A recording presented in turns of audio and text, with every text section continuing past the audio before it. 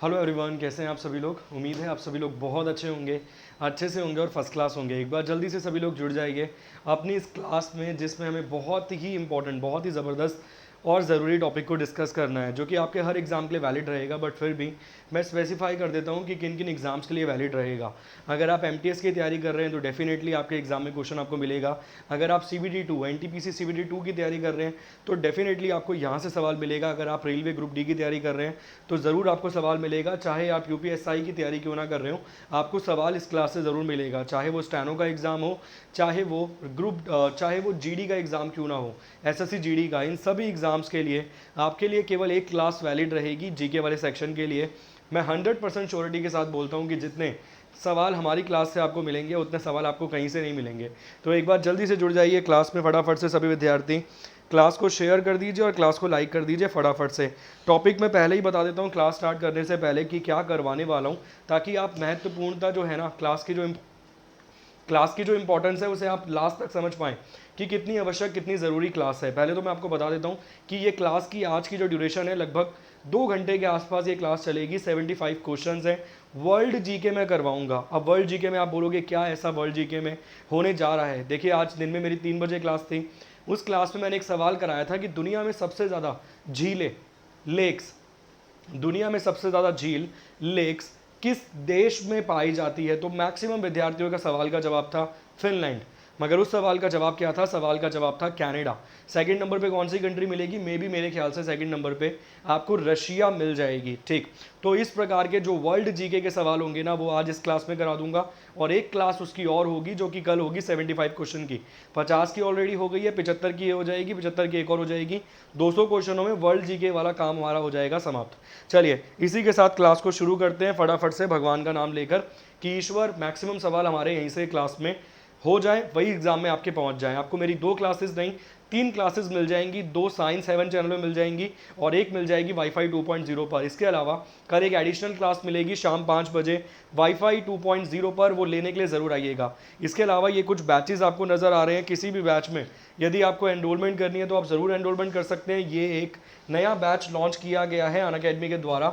ये Unacademy learner application पे आपको बैच मिल जाएगा। इसमें एनरोलमेंट के लिए आपको यूज़ करना पड़ेगा मेरा कोड CM10। अगर आपने इस कोड का इस्तेमाल नहीं किया तो आप डिस्काउंट नहीं ले पाएंगे, जो ज़बरदस्त डिस्काउंट आपको मिलने वाला है। इसके अलावा ये रहेगा आस्क का डाउट बाय अनअकैडमी। इसके अलावा ये रहेगा रेज योर हैंड।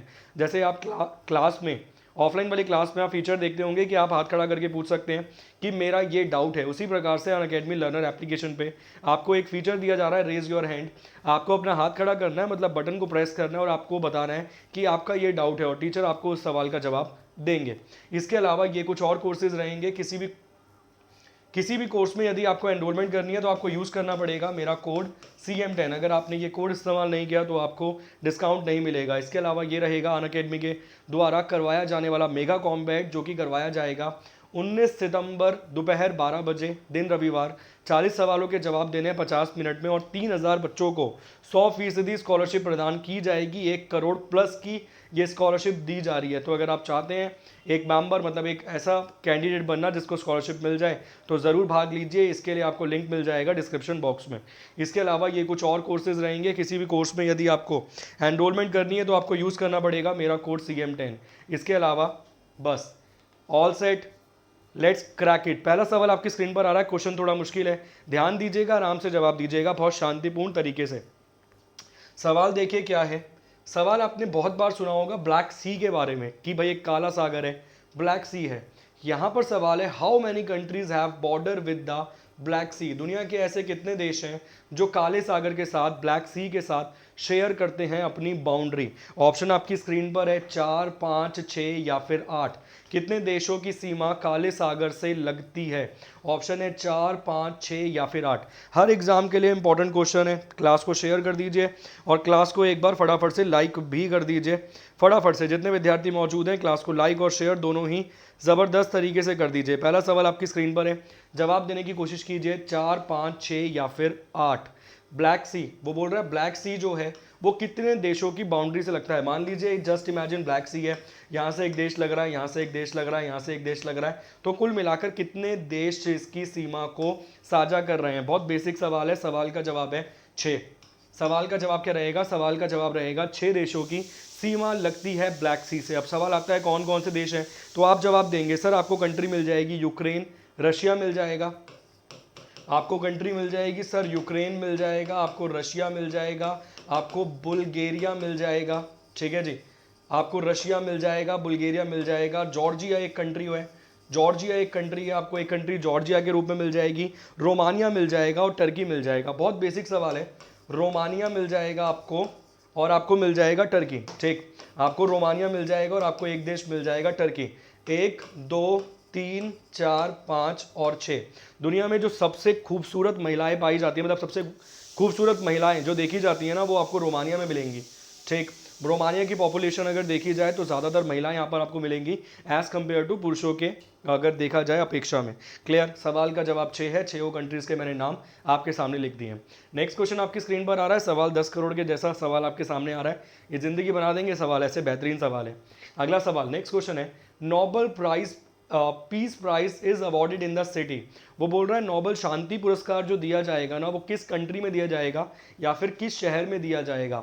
बर्न में दिया जाएगा, लिस्बन में दिया जाएगा, ओस्लो में दिया जाएगा या फिर बर्लिन में दिया जाएगा? इसके अलावा जो अन्य पुरस्कार होंगे, किस किस कैटेगरी में दिया जाता है नोबल पुरस्कार? देखिए, फिजिक्स की कैटेगरी में दिया जाएगा, केमिस्ट्री की कैटेगरी में दिया जाएगा, मेडिसिन की कैटेगरी में दिया जाएगा, लिटरेचर की कैटेगरी में दिया जाएगा, लिटरेचर की कैटेगरी में दिया जाएगा। इसके अलावा इकोनॉमिक्स की जो कैटेगरी है वो 1969 से स्टार्ट करी गई, 1969 से इकोनॉमिक्स की कैटेगरी। और इसके अलावा एक और कैटेगरी जो रहेगी वो रहेगी पीस की कैटेगरी, शांति की कैटेगरी। केवल एकमात्र भारतीय जिन्हें शांति में नोबेल पुरस्कार से सम्मानित किया गया सन 2014 में, उनका नाम था कैलाश सत्यार्थी। और कैलाश सत्यार्थी बचपन फाउंडेशन के आपको मिल जाएंगे करता धरता। कैलाश सत्यार्थी जी को दिया गया था पुरस्कार 2014 में, जो साथ में दिया गया था मलाला यूसुफजई को। क्लियर? सवाल का जवाब क्या है? जल्दी जवाब दीजिए भाई, फटाफट से, चलिए फटाफट से सवाल का जवाब दीजिए। क्या रहेगा सवाल का सही जवाब? बहुत बेसिक सवाल है, अगर आप मतलब बिल्कुल ही साधारण अभी तैयारी करना शुरू भी करिए ना, तब भी आप इन प्रकार के सवालों के जवाब तो दे पाएंगे। सवाल का जवाब क्या रहेगा? सवाल का जवाब रहेगा ओस्लो। नोबेल का जो पीस प्राइज़ दिया जाएगा वो ओस्लो में दिया जाएगा। जो बाकी बचे हुए पुरस्कार हैं वो कौन सी कंट्री में और कौन सी सिटी में दिए जाएंगे? एक बार कमेंट करके फटाफट से ये जवाब और दे दीजिए कि जो बचे हुए पुरस्कार हैं 5 पुरस्कार, वो किस कंट्री में दिए जाएंगे। सीधा सवाल अगर एग्जाम में आ जाए कि नोबेल पुरस्कार कितने क्षेत्रों में दिया जाएगा, तो क्षेत्र आपके सामने लिखे हुए हैं। पहला क्षेत्र है physics, chemistry, medicine, literature, economics 5, और एक क्षेत्र हो जाएगा पीस। तो 6 क्षेत्रों में दिया जाता है नोबेल पुरस्कार। क्लियर? नेक्स्ट क्वेश्चन, अगला सवाल आपकी स्क्रीन पर आ रहा है, इसका जवाब आप देंगे कमेंट करके मुझे। अगला सवाल, नेक्स्ट क्वेश्चन है, all Nobel prize except the peace prize is given at which city. सवाल दोबारा से पढ़ लिए, शांति के पुरस्कार को छोड़कर सभी पुरस्कार नोबेल वाले जो हैं वो दिए जाएंगे किस शहर में? चलिए भाई, जिस शहर में तेरा घर ना हो, वो गाना आपने सुना होगा, तो उसी प्रकार से सवाल है कि शांति को, मतलब शांति वाला जो पुरस्कार है ना, वो तो ओस्लो में दिया जाएगा। एक्सेप्ट दैट, जो बाकी बचे हुए पुरस्कार हैं, all Nobel prize except peace prize, क्योंकि ये तो दिया जाएगा ओस्लो में। इसके अलावा जो बाकी बचे हुए पुरस्कार हैं वो किस कंट्री में या फिर किस शहर में दिए जाएंगे? चलिए, ऑप्शन है ओस्लो, स्टॉकहोम, बर्न या फिर ज्यूरिच। ये दोनों ही आपको मिल जाएंगे स्विट्जरलैंड में, ये दोनों ही आपको मिल जाएंगे स्विट्जरलैंड के अंदर। दिन में मैंने आपको एक सवाल पढ़ाया था कि स्विट्जरलैंड को किस नाम से जाना जाएगा, स्विट्जरलैंड को किस नाम से जाना जाएगा। जैसे मैंने आपको एक सवाल पढ़ाया था कि दुनिया का ऐसा कौन सा कॉन्टिनेंट है जहाँ पर मरुस्थल मौजूद नहीं है, डेजर्ट मौजूद नहीं है। इसी प्रकार से मैंने एक सवाल पढ़ाया था कि स्विट्ज़रलैंड को किस नाम से जाना जाएगा। इन सवालों के जवाब दीजिए, जल्दी से बताइए भाई। ये जो सवाल आपकी स्क्रीन पर है, सवाल का जवाब क्या रहेगा? बहुत बढ़िया, बहुत बेसिक सवाल है। सवाल का जवाब रहेगा स्टॉकहोम। अब आप मुझे बोलोगे सर ये क्वेश्चंस नहीं आएंगे। भाई यूपीएससी का एग्जाम नहीं है तुम्हारा, बेसिक एग्जाम है, एमटीएस का है, जीडी का है, बहुत बेसिक एग्जाम है, स्टैनो का है, बेसिक है, इसीलिए बेसिक बेसिक क्वेश्चंस करवा रहा हूँ वर्ल्ड जीके वाले। ये नहीं करा रहा कि बराक ओबामा अमेरिका के श्वेत राष्ट्रपति थे, बताइए उनकी बीवी के जो माता पिता थे उनका नाम क्या था। वैसा सवाल तो आएगा नहीं एग्जाम में, ठीक। नेक्स्ट क्वेश्चन, अगला सवाल आपकी स्क्रीन पर आ रहा है। सवाल है, which one is the largest country by the population in African continent. वो बोल रहा है कि जो अफ्रीकाई महाद्वीप है ना, उस अफ्रीकाई महाद्वीप में जनसंख्या के हिसाब से सबसे बड़ा देश कौन सा है?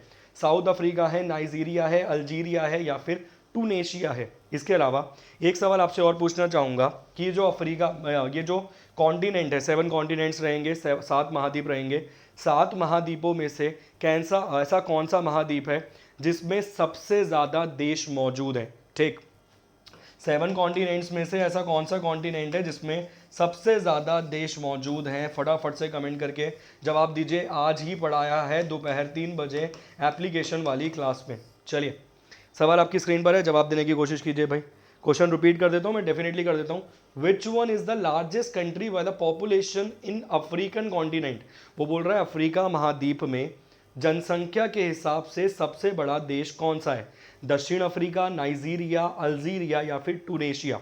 इसके अलावा जो 7 महाद्वीप हैं हमारे पास, Asia, Africa, South America, North America, इस प्रकार से, ठीक, यूरोप, इसमें जो सबसे ज़्यादा कंट्रीज वाला कॉन्टिनेंट है ना, वो कौन सा है? सबसे ज़्यादा कंट्री वाला जो महाद्वीप है वो कौन सा है? 2 सवाल आपके सामने हैं, मैं उम्मीद करूंगा दोनों सवालों के जवाब आप आसानी से दे पाएंगे। चलिए, पहले तो इस सवाल की बात करते हैं। 15 सेकंड का समय अगर मान लीजिए मैंने आपको दिया तो वो ऑलमोस्ट पूरा हो गया। Which is the largest country according the population? सवाल का जवाब है नाइजीरिया, ऑप्शन नंबर बी। सवाल का जवाब क्या है? सवाल का जवाब रहेगा नाइजीरिया, ऑप्शन नंबर बी रहेगा इस सवाल का जवाब। और कॉन्टिनेंट के हिसाब से वो कौन सा कॉन्टिनेंट है जिसमें सबसे ज़्यादा देश मौजूद हैं? उस कॉन्टिनेंट का नाम हो जाएगा अफ्रीका। कितने देश यहाँ पर मौजूद हैं? यहाँ पर देशों की संख्या आपको 54 नजर आएगी। 54 कंट्रीज आपको यहाँ पर दिखाई देंगी, यहाँ पर नजर आएंगी। सेकंड नंबर पे आपको एशिया नजर आएगा। एशिया में लगभग 48 से लेकर 50 के आसपास कंट्रीज आपको नजर आएंगी। उम्मीद करूंगा दोनों ही सवाल आपको अच्छे से समझ आ गए होंगे। क्षेत्रफल की दृष्टि से अगर बात करें according to land area, according to land area सबसे बड़ा महाद्वीप कौन सा है? अकॉर्डिंग टू लैंड एरिया सबसे बड़ा महाद्वीप कौन सा है? एक सवाल ये और बनेगा एग्जाम में भाई, ये आपको पढ़ के जाना पड़ेगा। इसे ऐसे ही सर्कल बना के ब्रैकेट में डाल दीजिए। नेक्स्ट क्वेश्चन, अगला सवाल आपकी स्क्रीन पर है। सवाल का जवाब था Nigeria, option number B. Which is the largest country by the population in African continent? Nigeria. Which one is the first constitution republic in Asia? Asia का पहला संविधानिक गणराज्य देश कौन सा था? चलिए भाई, संवैधानिक गणराज्य का मतलब उम्मीद करूंगा आप समझेंगे। अगर नहीं समझेंगे तो कॉन्स्टिट्यूशनल रिपब्लिक की वो बात कर रहा है कि जो देश का हेड है ना, जो हाईएस्ट पोस्ट ऑफ कॉन्स्टिट्यूशन है, जो देश का हेड है, वो संविधान के बारे में उसमें जिक्र है। उसके अलावा उसे चुना गया है, उसे चुनकर बिठाया गया है वहाँ पर, ठीक। इसे वो बोल रहा है constitutional Republic in Asia. Hong Kong थी, एशिया की बात कर रहा है। एशिया में पहला संवैधानिक गणराज्य कौन सा था? हांगकांग था, ब्रूनिया था, इंडिया था या फिर ताइवान था? मैंने आज दिन में सवाल पढ़ाया था कि ब्रिटिश की जो लीज थी हांगकांग के ऊपर 100 साल की, उससे हांगकांग को कब आज़ादी मिली थी? चलिए भाई, सवाल का जवाब दीजिए। हांगकांग बहुत ज़्यादा न्यूज़ में, आप सभी लोग जानते हैं। चलिए, बहुत बहुत स्वागत जुगल किशोर जी। क्लास को शेयर कर दीजिए और क्लास को लाइक कर दीजिए फटाफट से। बहुत ज़बरदस्त क्वेश्चन है, आज करवा रहा हूँ वर्ल्ड जीके। वर्ल्ड जीके के क्वेश्चन है, 2 घंटे के आसपास क्लास चलेगी। मेरा यही टारगेट रहेगा कि मिनिमम 2 घंटे के आसपास तो करा दूँ, 75 क्वेश्चन पूरे करा दूँ, ठीक है। अरे हर एग्जाम के लिए रेलिवेंट है, आप किसी भी एग्जाम में बैठिए डेफिनेटली क्वेश्चन आएगा। आप खुद पढ़िए ना कि संविधान को भी लपेट दिया उसने, वर्ल्ड जीके को भी लपेट दिया, दोनों प्रकार से सवाल वो पूछ गया। और मैं गारंटी दे रहा हूँ बच्चा आंख बंद करेगा यूं करके, कह रहा वही नज़र आ रही है आंखों के सामने जो डेली घर के बाहर नज़र आती है। कह रहा सवाल का जवाब भारत है। मजाक कर रहे हो हमारे साथ पेपर में सर? सवाल का जवाब क्या है भाई साहब? ताइवान है सवाल का जवाब। सवाल का जवाब क्या है? सवाल का जवाब ताइवान है। और ब्रिटिश की लीज से हांगकांग कब आज़ाद हुआ था? 1997 में। ये सवाल एग्जाम में आ सकता है भाई।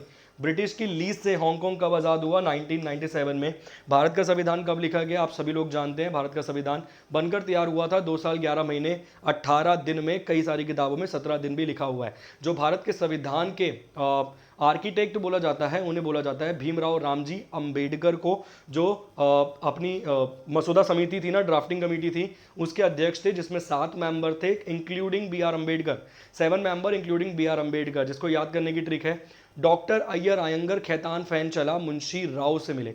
ये सभी के सभी ड्राफ्टिंग कमेटी के मेंबर हैं, जिसकी स्थापना की गई 29 अगस्त 1947 को, 1947 को। क्लियर?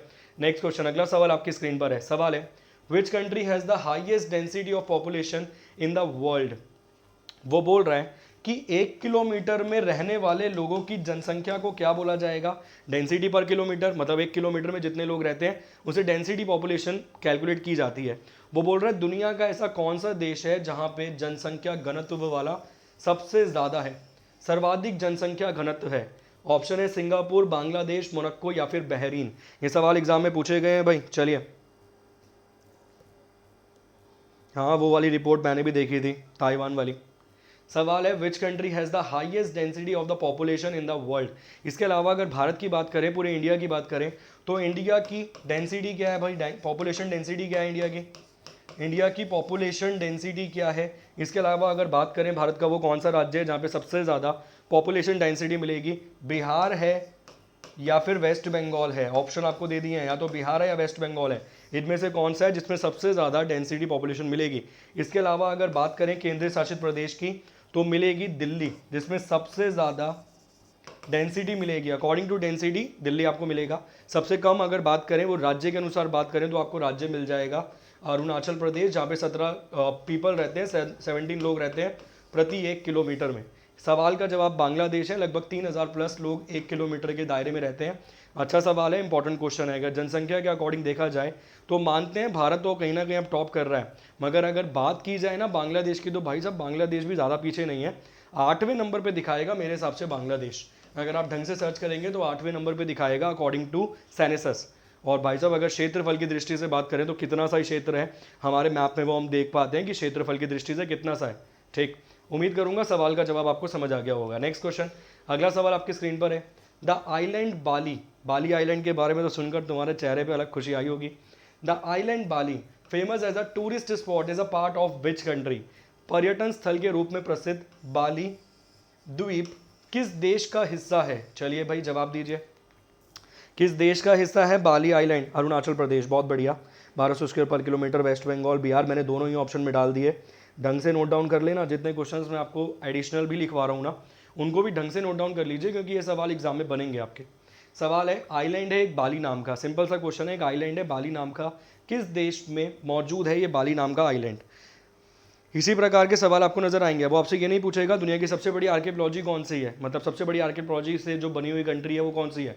इंडोनेशिया। वो डायरेक्ट आपसे पूछेगा कि भाई साहब ये बाली नाम का जो आइलैंड है जहाँ पे तुमने घूमने का प्लान बनाया नौकरी लगते ही, ये किस देश में मौजूद है? और आप जवाब दोगे सर इंडोनेशिया में मौजूद है, और इंडोनेशिया की राजधानी हुआ करती थी जकार्ता, मगर हाल ही में इसकी राजधानी बदली गई और ब्रूनी ब्रूनी आइलैंड करके इसकी राजधानी अब आपको दिख जाएगी। 2018 में एशियाई खेल करवाए गए थे इंडोनेशिया में। ये पॉइंट भी याद रखना। जनसंख्या के मामले में अगर बात करें तो सबसे ज़्यादा मुस्लिम जनसंख्या वाला देश आपको इंडोनेशिया के रूप में मिल जाएगा। ठीक, अमेरिका ने संधि कर रखी है इसके साथ कि अगर इसके ऊपर हमला हुआ तो अमेरिका अपने ऊपर हमला मानेगा, अपने ऊपर आक्रमण मानेगा। नेक्स्ट क्वेश्चन, अगला सवाल आपकी स्क्रीन पर है। सवाल है, ला पाज is the capital of which country? एक देश है जिस देश की राजधानी है ला पाज। वो बोल रहा है ला पाज किस देश की राजधानी है? ऑप्शन है आपकी स्क्रीन पर, बोलाविया, चिली, वेनेजुएला या फिर ब्राजील। ला पाज जो है वो किस देश की राजधानी है? बोलाविया की है, चिली की है, वेनेजुएला की है या फिर ब्राजील की है? चलिए फटाफट से जवाब दीजिए, क्या रहेगा सवाल का सही जवाब? नहीं, प्रीवियस ईयर क्वेश्चन के चक्कर में मत पड़िए सर। एक बात बताइए, जब इतने सारे नए क्वेश्चन मौजूद हैं तो प्रीवियस ईयर में क्यों फंस रहे हो? हिस्ट्री के क्वेश्चन मैं करा दूंगा प्रीवियस के, पॉलिटी के मैं करवा दूंगा, इकोनॉमिक्स करवा दूंगा, ज्योग्राफी मैं करवा दूंगा। इसके अलावा सर करंट अफेयर करवाऊंगा प्रीवियस ईयर के नहीं, मार्च से लेकर सितंबर अक्टूबर तक के करंट अफेयर आपको करवाऊंगा। डेली क्लासेस अब करंट अफेयर की होने वाली है। स्टैटिक जी के एक तरफ चलेगी, एक तरफ करंट अफेयर वाली क्लास चलेगी। 2 क्लासेस मेरा टारगेट रहेगा कि इन दोनों से आपका काम हो जाए पूरा का पूरा। ठीक, सवाल का जवाब क्या है? सवाल का जवाब है बोलीविया। जैसे मैंने आपको बुक्स पढ़ा दी, मैंने आपको स्पोर्ट्स पढ़ा दिए, वैसे मैं आपको वर्ल्ड जी के पढ़ा दूंगा। इंडियन जी के वाले भी टॉपिक मैंने करवा दिए ऑलमोस्ट। ठीक, इंडियन जी के वाले हो गए, वर्ल्ड जी के हो जाएगी। चौथा टॉपिक है आज ये जो मैं करवा रहा हूँ। पुरानी क्लासेस जरूर ले लेना एमटीएस वाली। नेक्स्ट क्वेश्चन, अगला सवाल आपकी स्क्रीन पर है। सवाल है, which one is the most popular city in the south America? वो बोल रहा है साउथ अमेरिका का सबसे ज़्यादा जनसंख्या वाला देश कौन सा है, आबादी वाला देश कौन सा है? ब्राज़ीलिया है, लीमा है, सापोलो है या फिर सेंटिगो है? ऐसे प्रकार के सवाल आपको देखने को मिलेंगे एग्जाम में कि सबसे ज़्यादा दक्षिण अमेरिका में सबसे अधिक आबादी वाला देश कौन सा है? ब्राज़ीलिया है, लीमा है, सापोलो है या फिर सेंटियागो है? क्या रहेगा सवाल का सही जवाब? चलिए यूपीएसआई में करंट में कितने क्वेश्चंस आ सकते हैं? मेरे हिसाब से अगर मेरी पर्सनल मानोगे ना चॉइस, 11 के आसपास 11 क्वेश्चंस आ सकते हैं। ठीक, और वही मतलब एक बार क्लिक करने वाली बात है कि हाँ भाई 11 क्लिक कर गया तो मुझे लगता है लगभग 11 के आसपास सवाल आपको नजर आएंगे यूपीएसआई वाले पेपर में करंट के। सवाल का जवाब क्या रहेगा? विच one is the most popular city in the south America? South America जो है उसमें सबसे ज़्यादा जनसंख्या वाली जो सिटी है वो कौन सी है? ब्राज़ीलिया है, लीमा है, साओ पोलो है या फिर सेंटिगो है? सवाल का जवाब रहेगा Sao Paulo. Option number C रहेगा सवाल का जवाब, साओ पोलो रहेगा इस सवाल का सही जवाब। नेक्स्ट क्वेश्चन, अगला सवाल आपकी स्क्रीन पर आ रहा है। सुल्तान अहमद मॉस्क्यू एक मस्जिद है, मस्जिद का नाम है सुल्तान अहमद मस्जिद। किस देश में मौजूद है ये मस्जिद? ऑप्शन है इस्तांबुल, कराची, मक्का या फिर दुबई। एक सवाल आपसे और पूछना चाहूँगा, सऊदी अरेबिया की रिलीजियस कैपिटल क्या है? सऊदी अरेबिया की धार्मिक राजधानी क्या है? सऊदी अरेबिया की रिलीजियस कैपिटल क्या है? सोच समझ के ध्यान से जवाब दीजिएगा प्लीज। सऊदी अरेबिया की रिलीजियस कैपिटल क्या है? धार्मिक राजधानी क्या है? ये सऊदी अरेबिया वही कंट्री है जहाँ पे सन 2020 में करवाया गया था G20 समिट, और यही वाला G20 समिट 2021 में करवाया इटली के अंदर, मतलब डिजिटल वाला करवाया मगर होस्टिंग कंट्री इटली रही। 2022 वाला करवाया जाएगा इंडोनेशिया में, जिसमें आपने आज पढ़ा बाली आइलैंड के बारे में। 2023 वाला करवाया जाएगा हमारे प्यारे भारत महान इंडिया के अंदर, और 2024 वाला करवाया जाएगा ब्राज़ील के अंदर। क्लियर? ये पॉइंट अलग से लिख लेना, ये वाले सवाल आएंगे एमटीएस के एग्जाम में। सुल्तान अहमद मॉस्क्यू दुनिया में कहाँ पर मौजूद है? मक्का। बहुत बढ़िया। इस सवाल का जवाब क्या है? इस सवाल का जवाब इस्तांबुल है। और अगर बात करें सऊदी अरेबिया की रिलीजियस कैपिटल की तो मक्का आपको राजधानी मिल जाएगी, वैसे रियाद मिल जाएगी। ठीक, ये इंपॉर्टेंट क्वेश्चन है रिलीजियस कैपिटल पे अगर बनता है तो। नेक्स्ट क्वेश्चन, इस बार जो T20 वर्ल्ड कप करवाया जा रहा है वो कहाँ करवाया जा रहा है? इस बार जो T20 वर्ल्ड कप करवाया जा रहा है वो कहाँ पर करवाया जा रहा है? भारत में करवाया जाना था, भारत से कहाँ शिफ्ट किया गया? मेंस वाला T20 वर्ल्ड कप। ये सवाल पक्का लिख लीजिए भाई, एग्जाम में ज़रूर आएगा। नेक्स्ट क्वेश्चन, अगला सवाल है, यूनाइटेड अरब एमिरेट्स मिलेगा, यूएई मिलेगी country. Kyiv is the capital of which country? ये जो कीव है वो किस देश की राजधानी है? रोमानिया की है, टर्की की है, कजाकिस्तान की है या फिर यूक्रेन की है?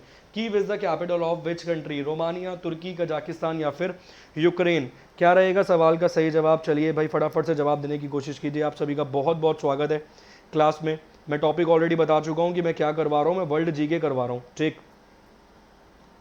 मैं वर्ल्ड जीके करवा रहा हूँ, दुनिया से संबंधित सवाल मैं आज आपको करवा रहा हूँ। चलिए, किस देश की राजधानी रहेगी Kyiv? Kyiv is the capital of which country? Kyiv आपको राजधानी मिल जाएगी यूक्रेन की। ऑप्शन नंबर डी है सवाल का सही जवाब। ये सारी कंट्रीज, मतलब आप बोलोगे सर यूक्रेन ही क्यों पूछेगा? रशिया के साथ विवादों में रहा यूक्रेन, ऑलमोस्ट अभी भी विवादों में है। रशिया का मतलब एक यूक्रेन का जो पीछे वाला भाग है, रशिया चाहता है वो भाग टूटकर भाई अलग हो जाए, या तो हमारे अधीन आ जाए, हमारे अधीन मिल जाए। इसीलिए कंट्री कहीं ना कहीं न्यूज़ में है तो कैपिटल पूछी जा सकती है। कीव किसकी राजधानी है? यूक्रेन की। नेक्स्ट क्वेश्चन, अगला सवाल आपकी स्क्रीन पर है। सवाल है, which city is also known as the fruit garden of Pakistan? मैं आपसे मतलब एक्सपेक्ट करूंगा कि शायद ये आपने सवाल कभी नहीं सुना होगा। ठीक, आपने ये तो ज़रूर सुना होगा कि भारत में गार्डन कहाँ पर मौजूद है, भारत में फ्रूट की पैदावार कौन सा राज्य सबसे ज़्यादा करता है? आंध्र प्रदेश। ये सब आपने सुना होगा। पहली भारत में फ्रूट ट्रेन कहाँ से चलाई गई? आंध्र प्रदेश से चलवाई गई। ठीक है ना, ये सब आपने ज़रूर सुना होगा, मगर ये सवाल आपने नहीं सुना होगा कि किस शहर को पाकिस्तानों के फलों के बगीचे के रूप में भी जाना जाता है? पाकिस्तान का वो कौन सा शहर है जिसे फलों के बगीचे के रूप में जाना गया है, फ्रूट गार्डन ऑफ पाकिस्तान के रूप में? कराची, क्वेता, लाहौर या फिर फैसलाबाद? क्या रहेगा सवाल का सही जवाब? चलिए भाई फटाफट से जवाब देने की कोशिश कीजिए, बहुत ज़बरदस्त सवाल है। पाकिस्तान का नेशनल स्वीट बता दीजिए क्या है? चलिए नेशनल स्वीट आप बताएं ना बताएं, मुझे नेशनल ड्रिंक बता दीजिए। पाकिस्तान की नेशनल ड्रिंक क्या है? ये सवाल पूछा गया है एग्जाम में। पाकिस्तान की नेशनल ड्रिंक क्या है? ये जवाब दे दीजिए बस। पाकिस्तान के जो मौजूदा प्रधानमंत्री हैं उनका नाम क्या है? इमरान खान। कौन सी पार्टी से बिलोंग करते हैं? तहरीक ए इंसाफ। कौन सी पार्टी से बिलोंग करते हैं? तहरीक ए इंसाफ पार्टी से बिलोंग करते हैं। ये सवाल पूछा गया था 2018 ग्रुप डी के एग्जाम में। जो पाकिस्तान के प्रधानमंत्री हैं अभी, वो 22वें नंबर के प्रधानमंत्री हैं, और जो वहाँ के राष्ट्रपति हैं, आरिफ करके कुछ नाम मिलेगा उनका, वो 13वें नंबर के राष्ट्रपति हैं। प्रेसिडेंट जो हैं, राष्ट्रपति जो हैं वो 13वें नंबर के हैं, प्रधानमंत्री जो हैं वो 22वें नंबर के हैं। बताइए भाई, कौन सी सिटी को जाना जाता है इस रूप में? बहुत बढ़िया, सवाल का जवाब कुवेता है। ऑप्शन नंबर बी है सवाल का सही जवाब। नेशनल ड्रिंक ऑफ पाकिस्तान, गन्ने का जूस, ठीक है। नेशनल ड्रिंक ऑफ पाकिस्तान, गन्ने का जूस, अलग से लिख लेना इसको भी भाई, ठीक है जी। ये क्लास यूट्यूब पर ही चल रही है, ठीक। सवाल का जवाब क्या है? सवाल का जवाब आपके सामने है कुवेता। ये मैंने दे दिया, ये मैंने दे दिया, ये आपको जवाब दे दिया, पार्टी का नाम बता दिया, इमरान खान के बारे में आपको बता दिया। नेक्स्ट क्वेश्चन, अगला सवाल स्क्रीन पर है। सवाल है the headquarters of the European parliament is located इन। वो बोल रहा है यूरोपीय संसद का जो मुख्यालय है वो कहाँ पर मौजूद है? पेरिस में, ब्रसल्स में, कोपेनहेगन में या फिर लंदन में? यूरोप एक ऐसा कॉन्टिनेंट है जहाँ पे कोई भी डेजर्ट मौजूद नहीं है। ये सवाल आज दोपहर की क्लास में मैंने पढ़ाया है, ठीक। इसके अलावा सवाल है ये जो हेडक्वार्टर है यूरोपियन पार्लियामेंट का, ये कहाँ पर मौजूद है? पेरिस में, ब्रसल्स में, कोपेनहेगन में या फिर लंदन में? इसके अलावा नाटो के बारे में आप जानते होंगे, नॉर्थ अटलांटिक ट्रीटी ऑर्गेनाइजेशन, ठीक है। नॉर्थ अटलांटिक ट्रीटी ऑर्गेनाइजेशन, इसकी स्थापना करी गई थी 4 अप्रैल 1949 को। इसमें 30 कंट्रीज आपको मौजूद नज़र आएंगी। 4 अप्रैल 1949 को स्थापना की गई थी। 30 कंट्रीज इसमें आपको नज़र आएंगी। इसका हेडक्वार्टर कहाँ पर है? इसका हेडक्वार्टर मौजूद है ब्रसल्स, बेल्जियम में। इसका हेडक्वार्टर मौजूद है ब्रसल्स, बेल्जियम में। ये सवाल भी याद रखना भाई, एग्जाम में बन सकता है सवाल। इस सवाल का जवाब क्या है? जल्दी जवाब दीजिए फटाफट से। इसीलिए पूछा, इतनी सारी राम कहानी यहाँ इसलिए पढ़ाई क्योंकि सवाल का जवाब ब्रसल्स है। ऑप्शन नंबर बी है सवाल का सही जवाब। नेक्स्ट क्वेश्चन, अगला सवाल आपकी स्क्रीन पर है। Krone is the currency of which country? ये जो करेंसी है ना, करेंसी का नाम है क्रोन। ये जो क्रोन नामक करेंसी है वो किस देश की मुद्रा है? फिनलैंड की है, ग्रीस की है, डेनमार्क की है या हंगरी की है? फिनलैंड एक कंट्री है जिसकी राजधानी आपको हेलेस्किनी के रूप में मिल जाएगी। फिनलैंड में जो प्रधानमंत्री बैठी हुई है उनका नाम है सना मरीन। 34 वर्ष की आयु में वो वहाँ की प्रधानमंत्री बन गई थी। दुनिया की सबसे कम उम्र की प्रधानमंत्री है सना मरीन। इसके अलावा जो दुनिया की पहली महिला प्रधानमंत्री थी, श्री बंद्रो नायका करके उनका नाम था। 1960 के आसपास या 1966 के आसपास साल मिलेगा, 60 मिलेगा, फिर 66 मिलेगा, 72 मिलेगा, मेरे ख्याल से 4 बार बनी थी वो, ठीक। और वो प्रधानमंत्री थी श्रीलंका की, जो हमारा पड़ोसी देश है। वो पड़ोसी देश में लगाई गई है हाल ही में फूड इमरजेंसी, उसको आप इकोनॉमिक इमरजेंसी के रूप में भी काउंट कर सकते हो। वहाँ पे खाने की किल्लत हो गई है। क्लियर? चलिए, जितने पॉइंट बनते हैं मैंने सारे बता दिए। इस सवाल का जवाब क्या है? इस सवाल का जवाब रहेगा डेनमार्क। फटाफट से बता दीजिए डेनमार्क की राजधानी क्या है? मैंने मुद्रा आपको बता दी है, आप मुझे बता दीजिए डेनमार्क की राजधानी क्या है। क्लियर? बेसन मत बता देना कि राजधानी तो बेसन है सर, पकौड़े बन रहे हैं घर में बारिश की खुशी में, ठीक। और मेरा यार वो गाना तो तुम जानते हो, हंस रहा है और बारिश की जाए। भाई साहब, बारिश तो बाद में की जाएगी, ओले पहले पड़ जाएंगे बिन बारिश के, अगर सवाल ठीक नहीं लगा एग्जाम में तो। क्लियर? नेक्स्ट सवाल, नेक्स्ट क्वेश्चन आपकी स्क्रीन पर है। सवाल है अर्थ डे कब सेलिब्रेट किया जाता है? और मैं आपसे ये भी जानना चाहूँगा पहली बार कब सेलिब्रेट किया गया, फर्स्ट टाइम कब सेलिब्रेट किया गया, पहली बार कब मनाया गया पृथ्वी दिवस, अर्थ डे? बहुत बेसिक सवाल है, बहुत बेसिक से आप जवाब दे देंगे, मगर पहली बार कब सेलिब्रेट किया गया ये थोड़ा सा मुश्किल है। चलिए, कोपेनहेगन रहेगी कैपिटल। बहुत बढ़िया। अगला सवाल आपकी स्क्रीन पर है, नेक्स्ट क्वेश्चन आपकी स्क्रीन पर है, जवाब दीजिए। क्लास को शेयर कर दीजिए और क्लास को लाइक कर दीजिए फटाफट से। कल आपकी 2 क्लासेस रहेंगी, एक क्लास आपको मिलेगी कल शाम 5 बजे, ठीक है। मेरे को ये वाले टॉपिक्स पूरे करवाने हैं, इसके अलावा एडिशनल भी हैं। जितनी जीके पहले बार बार की बनती है उसको निपटा देते हैं, ठीक। उसके बाद कूदेंगे हिस्ट्री, पॉलिटी, ज्योग्राफी, इकोनॉमिक्स पे। पहले ये वाली जो बार की जीके है पहले इसको निपटा देते हैं, ठीक, क्योंकि ये प्योरेस्ट फॉर्म रहेगी स्टैटिक जीके की। सवाल का जवाब क्या है? सवाल का जवाब है 22 अप्रैल। पहली बार कब बनाया गया? जल्दी कमेंट कर दीजिए, मैं लगाता हूँ अगला सवाल। नेक्स्ट क्वेश्चन आपकी स्क्रीन पर है। ये जो रियांड है वो किसकी मुद्रा है? ये जो रियांद है वो किसकी मुद्रा है, किसकी करेंसी है? रियांद किस देश की मुद्रा है? रोमानिया की है, साउथ अफ्रीका की है, ईरान की है या फिर नाम्बिया की है? चलिए भाई जल्दी से जवाब दीजिए। Rand is the currency of which country? इसके अलावा ये जो कंट्री है उसकी 3 कैपिटल्स आपको नजर आएंगी, वो 3 कैपिटल्स क्या हैं फटाफट से कमेंट करके बता दीजिए। साउथ अफ्रीका एक ऐसा देश है जिसकी आपको 3 राजधानियां नजर आएंगी, 3 कैपिटल्स वाला देश आपको नजर आएगा साउथ अफ्रीका। इसकी 3 राजधानियां हैं। अब वो 3 राजधानियां कौन कौन सी हैं फटाफट जवाब दे दीजिए। सवाल का जवाब है साउथ अफ्रीका। इसके अलावा साउथ अफ्रीका ब्रिक्स का भी पार्ट है।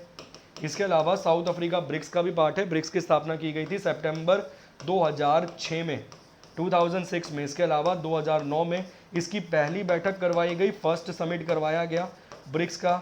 इसके अलावा 2011 में जो तीसरा समिट करवाया गया, जो थर्ड समिट करवाया गया, उसमें ये जो ब्रिक था, पहले ये ब्रिक हुआ करता था, ठीक है। थर्ड समिट जो करवाया गया 2011 में, तब से ये क्या हो गया? ब्रिक्स। ब्रिक्स की फुल फॉर्म क्या रहेगी? ब्राज़ील, रशिया, इंडिया, चाइना और साउथ अफ्रीका। जब ये बनाया गया था तो केवल ब्राज़ील, रशिया, इंडिया और चाइना थे। लास्ट में कौन सी कंट्री जुड़ी? South Africa. कब जुड़ी? 2011 में। जो इस बार ब्रिक्स का समिट करवाया गया, पहले तो बताइए कौन सी कंट्री ने होस्ट किया है? जो ब्रिक्स का समिट था इस बार, वो कौन सी कंट्री ने होस्ट किया है? होस्टिंग कंट्री आपको मिल जाएगी इंडिया। बता दीजिए कौन से नंबर का समिट था इस बार? ये जो ब्रिक्स का समिट इस बार करवाया गया है, जिसमें होस्टिंग कंट्री इंडिया थी, ऑनलाइन डिजिटल हुआ है, कौन से नंबर का समिट था ये? समिट का नंबर बता दीजिए केवल, नंबर कौन सा है? ठीक, चलिए बहुत बढ़िया। पेट्रोटिया, कैप्टॉन और ब्लॉपिंगटन मिल जाएगी, बहुत बढ़िया। इंडिया होस्टेड कंट्री है, ज़बरदस्त। जितने सवाल आपकी स्क्रीन पर मौजूद हैं, उम्मीद करूंगा सारे सवाल समझ आ गए होंगे। बस ये बता दीजिए कौन से नंबर का है, एक छोड़ दिया आपके लिए। नेक्स्ट क्वेश्चन, अगला सवाल स्क्रीन पर है। Kimono is a dress style of which Asian country? वो बोल रहा है एशिया एक देश है, मतलब एशिया का एक देश है जिस देश में किमोनो नाम की पोशाक पहनी जाती है, वेशभूषा पोशाक पहनी जाती है। वो कौन सा देश है जिसमें किमोनो नाम की वेशभूषा या पोशाक पहनी जाती है? और वो देश एशियाई है। ऑप्शन है लेओस, चाइना, जापान या फिर कोरिया। जापान को आप जानते हो उगते सूरज का देश कहा जाता है, ठीक है ना। इसके अलावा चाइना तो फेमस ही है हर चीज़ के लिए। कोरिया और लेओस भी फेमस कंट्रीज़ हैं। चलिए भाई, अगला सवाल आपकी स्क्रीन पर है। ये जो किमोनो ड्रेस है वो किस कंट्री में पहने जाने वाली ड्रेस है? आप बोलोगे सर ड्रेस क्यों पूछेगा? सर ड्रेस इसलिए पूछेगा क्योंकि ये वो कंट्री है जहाँ पे हाल ही में करवाया गया टोक्यो ओलंपिक। ये वो कंट्री है जो जहाँ पर हाल ही में करवाया गया टोक्यो वाला ओलंपिक। अब भाई टोक्यो ओलंपिक करवाया गया तो कहीं ना कहीं वेशभूषा भी देखी गई होगी कि इनकी वेशभूषा कैसी है। वेशभूषा पहन के इन्होंने डांस भी किया होगा, परफॉर्मेंस भी दी होगी। तो कहीं ना कहीं जो वेशभूषा है, पोशाक है, वो न्यूज़ में रही है। सवाल का जवाब किमोनो है और कंट्री का नाम जापान है। जापान में सूगा बैठे हुए हैं जो कि रिज़ाइन कर देंगे। ठीक, सितंबर के महीने में ही बोला था रिज़ाइन करने के लिए, इलेक्शन है यहाँ पर। सवाल का जवाब जापान है, बहुत बढ़िया। नेक्स्ट क्वेश्चन, अगला सवाल। जापान की राजधानी टोक्यो है, टोक्यो में ओलंपिक्स करवाए गए। सबसे ज़्यादा मेडल जीतने वाला देश कौन सा बना? यूएसए बना। सेकंड नंबर पे कौन रहा? चाइना, क्योंकि सबसे ज़्यादा जो गोल्ड मेडल है वो यूएसए ने जीते 39। सबसे सेकंड नंबर पे कौन रहा? चाइना 38 के साथ। भारत का नंबर रहा 48वां। भारत ने 1 गोल्ड मेडल, 2 सिल्वर और 4 ब्रॉन्ज मेडल कुल मिलाकर जीते। क्लियर। नेक्स्ट क्वेश्चन, अगला सवाल है। The United nation general assembly meets regularly. वो बोल रहा है संयुक्त राष्ट्र महासभा नियमित रूप से मिलती है कितने समय बाद? संयुक्त राष्ट्र महासभा कितने समय बाद नियमित रूप से मिलती है? यूनाइटेड नेशन की स्थापना करी गई थी 24 अक्टूबर 1945 को। 24 अक्टूबर 1945 को जब इसकी स्थापना करी गई थी तो कितनी कंट्रीज़ ने इसमें इस्टेब्लिशमेंट के टाइम कितनी कंट्रीज़ थी? 51 कंट्रीज़ थी इस्टेब्लिशमेंट के टाइम। कितनी कंट्रीज़ थी जब इसकी स्थापना की गई थी? इसमें 51 कंट्रीज़ थी। भारत ने इसने भाग लिया था 30 अक्टूबर 1945 को, भारत इसका मेंबर बना था। चलिए, यूनाइटेड नेशन जनरल असेंबली की जो मीटिंग करवाई जाती है वो कितने समय में एक बार करवाई जाती है? सवाल यहाँ पर ये है। चलिए, अच्छा सवाल है भाई, बहुत बेसिक सवाल है, मतलब साधारण सा सवाल है मगर एग्जाम में अच्छा बनेगा।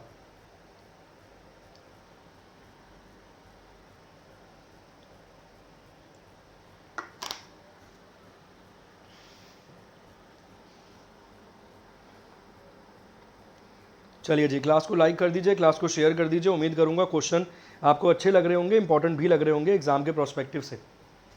बेसिक सवाल है, एक साल में एक बार कराई जाती है, वंस इन अ ईयर। ठीक है, एक साल में एक बार कराई जाती है, वंस इन अ ईयर कराई जाती है, इंपॉर्टेंट है। इसके अलावा सिक्योरिटी काउंसिल का जो इस बार अध्यक्षता थी वो भारत के पास थी अगस्त के महीने में, वो आप जानते ही हैं। नेक्स्ट क्वेश्चन, अगला सवाल स्क्रीन पर है। ये वारसाव जो है वो किस देश की राजधानी है? Warsaw is the capital of which country? ये वारसाव वो है जहाँ पर अभी हाल ही में एक टूर्नामेंट करवाया गया है, तो बहुत ज़्यादा न्यूज़ में था। मेरे ख्याल से वो कुश्ती वाला टूर्नामेंट जो था वो यहाँ पर करवाया गया था हाल ही में। चलिए, Warsaw is the capital of which country? चेक रिपब्लिक, पोलैंड, लिथुआनिया या फिर यूक्रेन? किस देश की राजधानी रहेगी? चलिए, Warsaw is the capital of which country? मेरे हिसाब से यहाँ पर करवाया गया टूर्नामेंट कुश्ती वाला ही करवाया गया, क्योंकि मैंने पढ़ा था तो मेरे को याद है। ठीक, सवाल का जवाब क्या रहेगा? सवाल का जवाब रहेगा पोलैंड। पोलैंड की राजधानी क्या रहेगी? वारसाव रहेगी पोलैंड की राजधानी। नेक्स्ट क्वेश्चन, अगला सवाल आपकी स्क्रीन पर है। सवाल है, which one is the most saline water body in the world? वो कह रहा है विश्व का सबसे खारा जल निकाय कौन सा है? सबसे खारा जल जो निकाय है ना वो कौन सा है दुनिया में?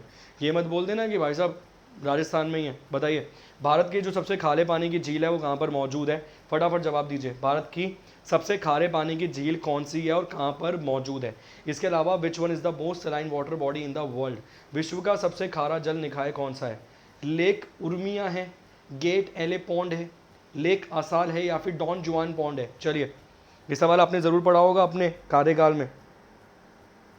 चलिए फटाफट से जवाब दीजिए, जल्दी से जवाब दीजिए फटाफट से।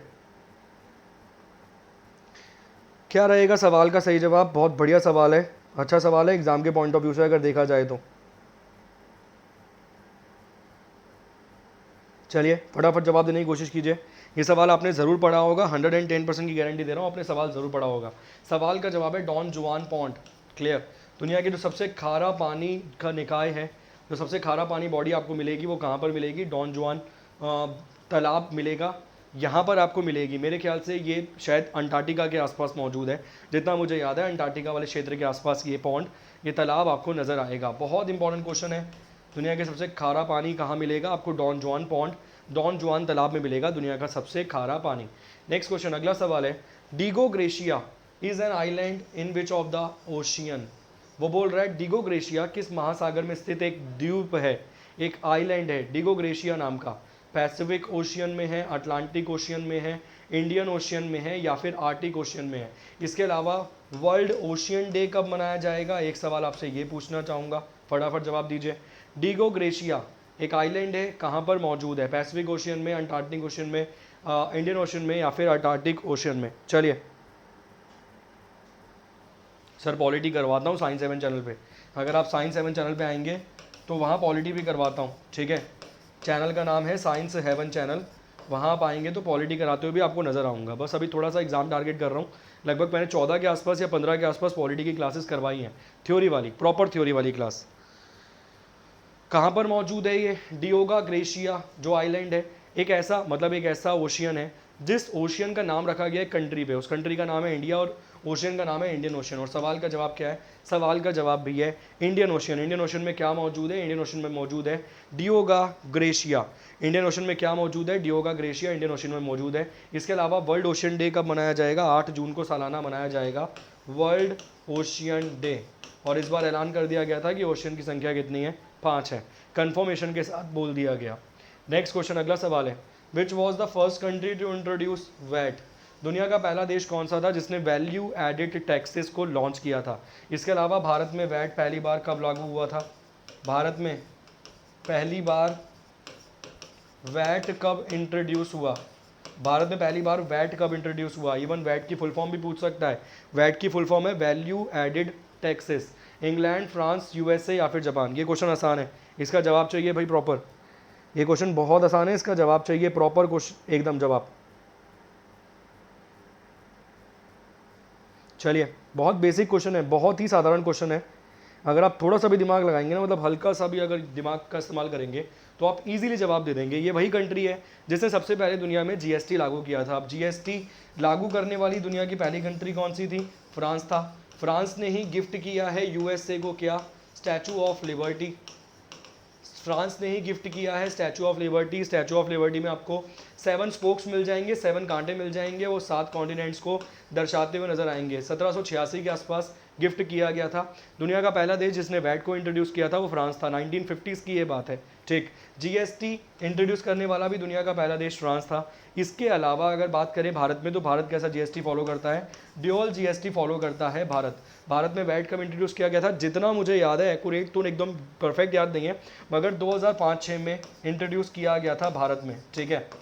2005-6 में इंट्रोड्यूस किया गया था भारत में वैट, वैल्यू एडिड टैक्सेस। इसके अलावा जीएसटी सबसे पहले भारत में किस राज्य में इंप्लीमेंट करके देखा गया? सबसे पहले किस राज्य में लगाया गया? तेलंगाना में। इसके अलावा भारत में जो जीएसटी के लिए बिल पारित करने वाला सबसे पहला राज्य था वो था असम। जीएसटी का बिल जिसने पास किया था उस राज्य का नाम है असम। तारीख है 12 अगस्त 2016। इसके अलावा भारत में जीएसटी कब लागू हुआ? 1 जुलाई 2017 को भारत में जीएसटी लागू हुआ। 1 जुलाई 2017 को भारत में जीएसटी लागू हुआ। इसके अलावा और भी बहुत सारे सवाल बनते हैं जीएसटी में कि जीएसटी किस कमेटी पर लागू हुआ? तो काका केलकर कमेटी की सिफारिश पर। किस कमेटी की सिफारिश पर? काका केलकर कमेटी की सिफारिश पर लागू हुआ था जीएसटी। ये सभी पॉइंट याद रखिएगा, लगभग 20 के आसपास पॉइंट है। ड्यूअल जीएसटी का तरीका भारत ने कहाँ से लिया है? तो कनाडा से लिया है। जीएसटी का तरीका भारत ने कहाँ से लिया है? तो फ्रांस से लिया है। कौन से नंबर की भारत कंट्री बना था? 168 नंबर की कंट्री बना था जिसने जीएसटी लागू किया था। ठीक, जितने पॉइंट इसमें बनते हैं सारे नोट डाउन कर लेना, काम चल जाएगा। चलिए जी, नेक्स्ट क्वेश्चन, अगला सवाल आपकी स्क्रीन पर है। सवाल है, which is also known the city of canals. किस शहर को नहरों का शहर भी कहा जाता है? किस शहर को नहरों का शहर भी कहा जाता है? Which city is also known as city of canals. और ऐसा कौन सा सुल्तान था दिल्ली सल्तनत का जिसने भारत में कैनाल व्यवस्था की शुरुआत करवाई? दो सवाल हैं, दोनों सवालों के जवाब दिए हैं। Which city is also known as city of canals. इसके अलावा ऐसा कौन सा सुल्तान था दिल्ली सल्तनत में जिसने कैनाल की व्यवस्था संचालित रूप से शुरू करवाई भारत के अंदर? चलिए,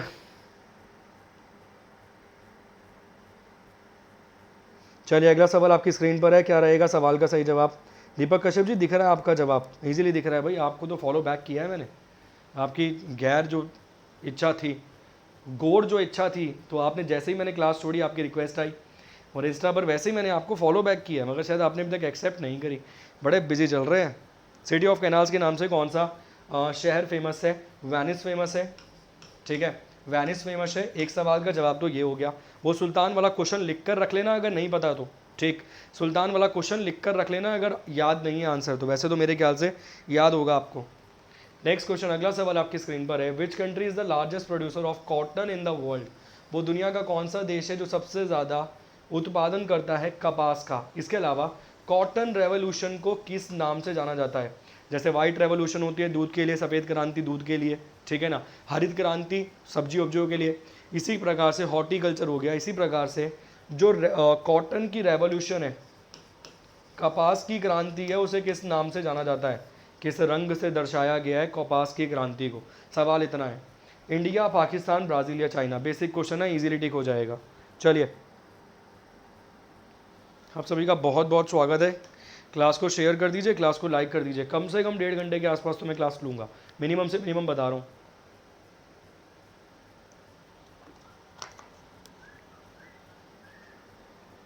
जी आप सब सही थे, हम ही गलत थे बस एक।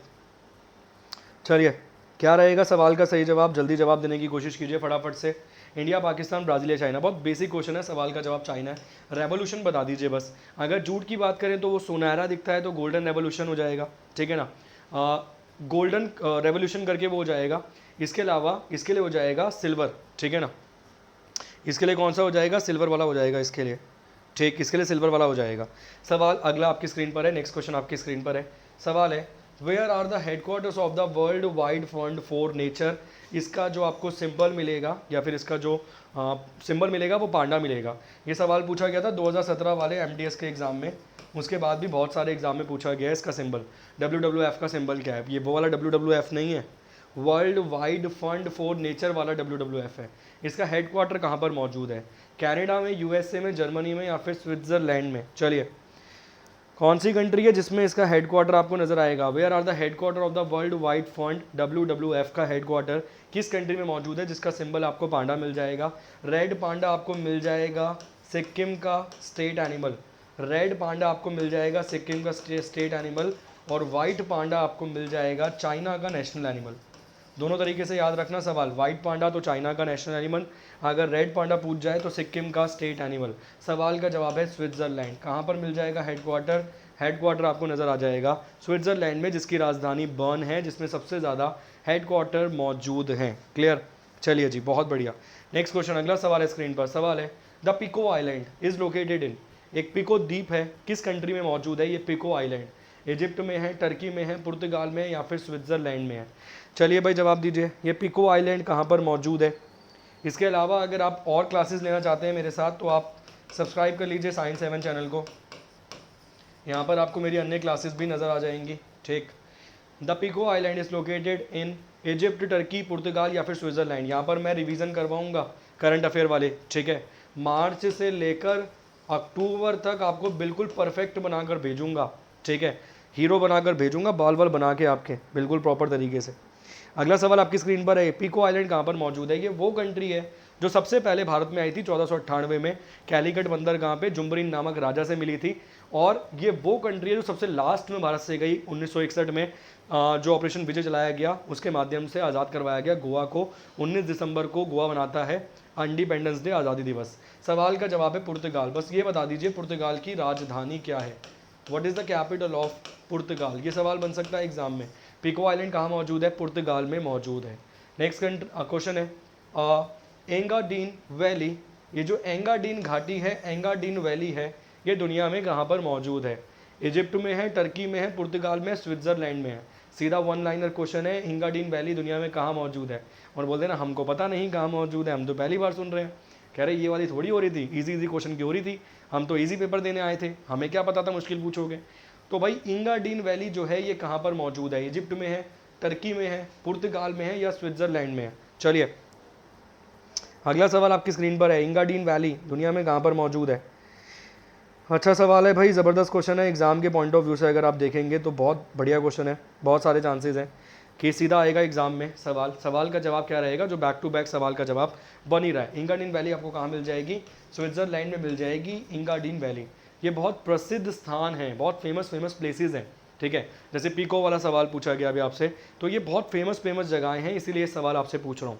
वर्ल्ड जीके करवा रहा हूँ तो वर्ल्ड जीके में जो चीज़ें इंपॉर्टेंट होंगी वो सब करानी पड़ेंगी आपको, ठीक। ओशियन करवा रहा हूँ, वैलीज करवा रहा हूँ, रिवर करवा रहा हूँ, जो बड़ी बड़ी चीज़ें हैं सभी करवाने की मेरी कोशिश आपको हो रही है, ठीक। नेक्स्ट क्वेश्चन, अगला सवाल आपकी स्क्रीन पर है। सवाल है Egypt connects the two continents, वो बोल रहा है मिस्र ना दो महाद्वीपों को जोड़ता है, दो कॉन्टिनेंट्स को जोड़ता है। अब वो दो कौन कौन से कॉन्टिनेंट्स हैं उसका जवाब दे दीजिए। इसके अलावा हाल ही में कुछ समय पहले एक जहाज फंस गया था ऐसे, एक पानी का जहाज फंस गया था ऐसे, वो किसके अंदर फंसा था, इसका जवाब दे दीजिए। वो जगह इजिप्ट में ही मौजूद थी, उसे किस नाम से जाना जाता है, उस जगह का मेरे को बस नाम बता दीजिए, ठीक है। उम्मीद करूंगा इतने से सवाल आपको याद आ गया होगा। इजिप्ट के अंदर जगह है, जहाज फंस गया था, ऐसे करके जहाज फंस गया था, ब्लॉक हो गया था, पूरा जो ट्रैफिक था पानी का वो ब्लॉक हो गया था। उसे किस नाम से जाना जाता है, वो जो रूट है उस किस नाम से जाना जाता है। और जो इजिप्ट है वो किन दो महाद्वीपों को जोड़ता है, Asia Africa, Asia Europe, Asia Australia या फिर साउथ अमेरिका नॉर्थ अमेरिका। आप समझ सकते होंगे कि वर्ल्ड जीके के क्वेश्चन यही हैं, यही वो वर्ल्ड जीके के क्वेश्चन है जो एग्जाम में आएंगे।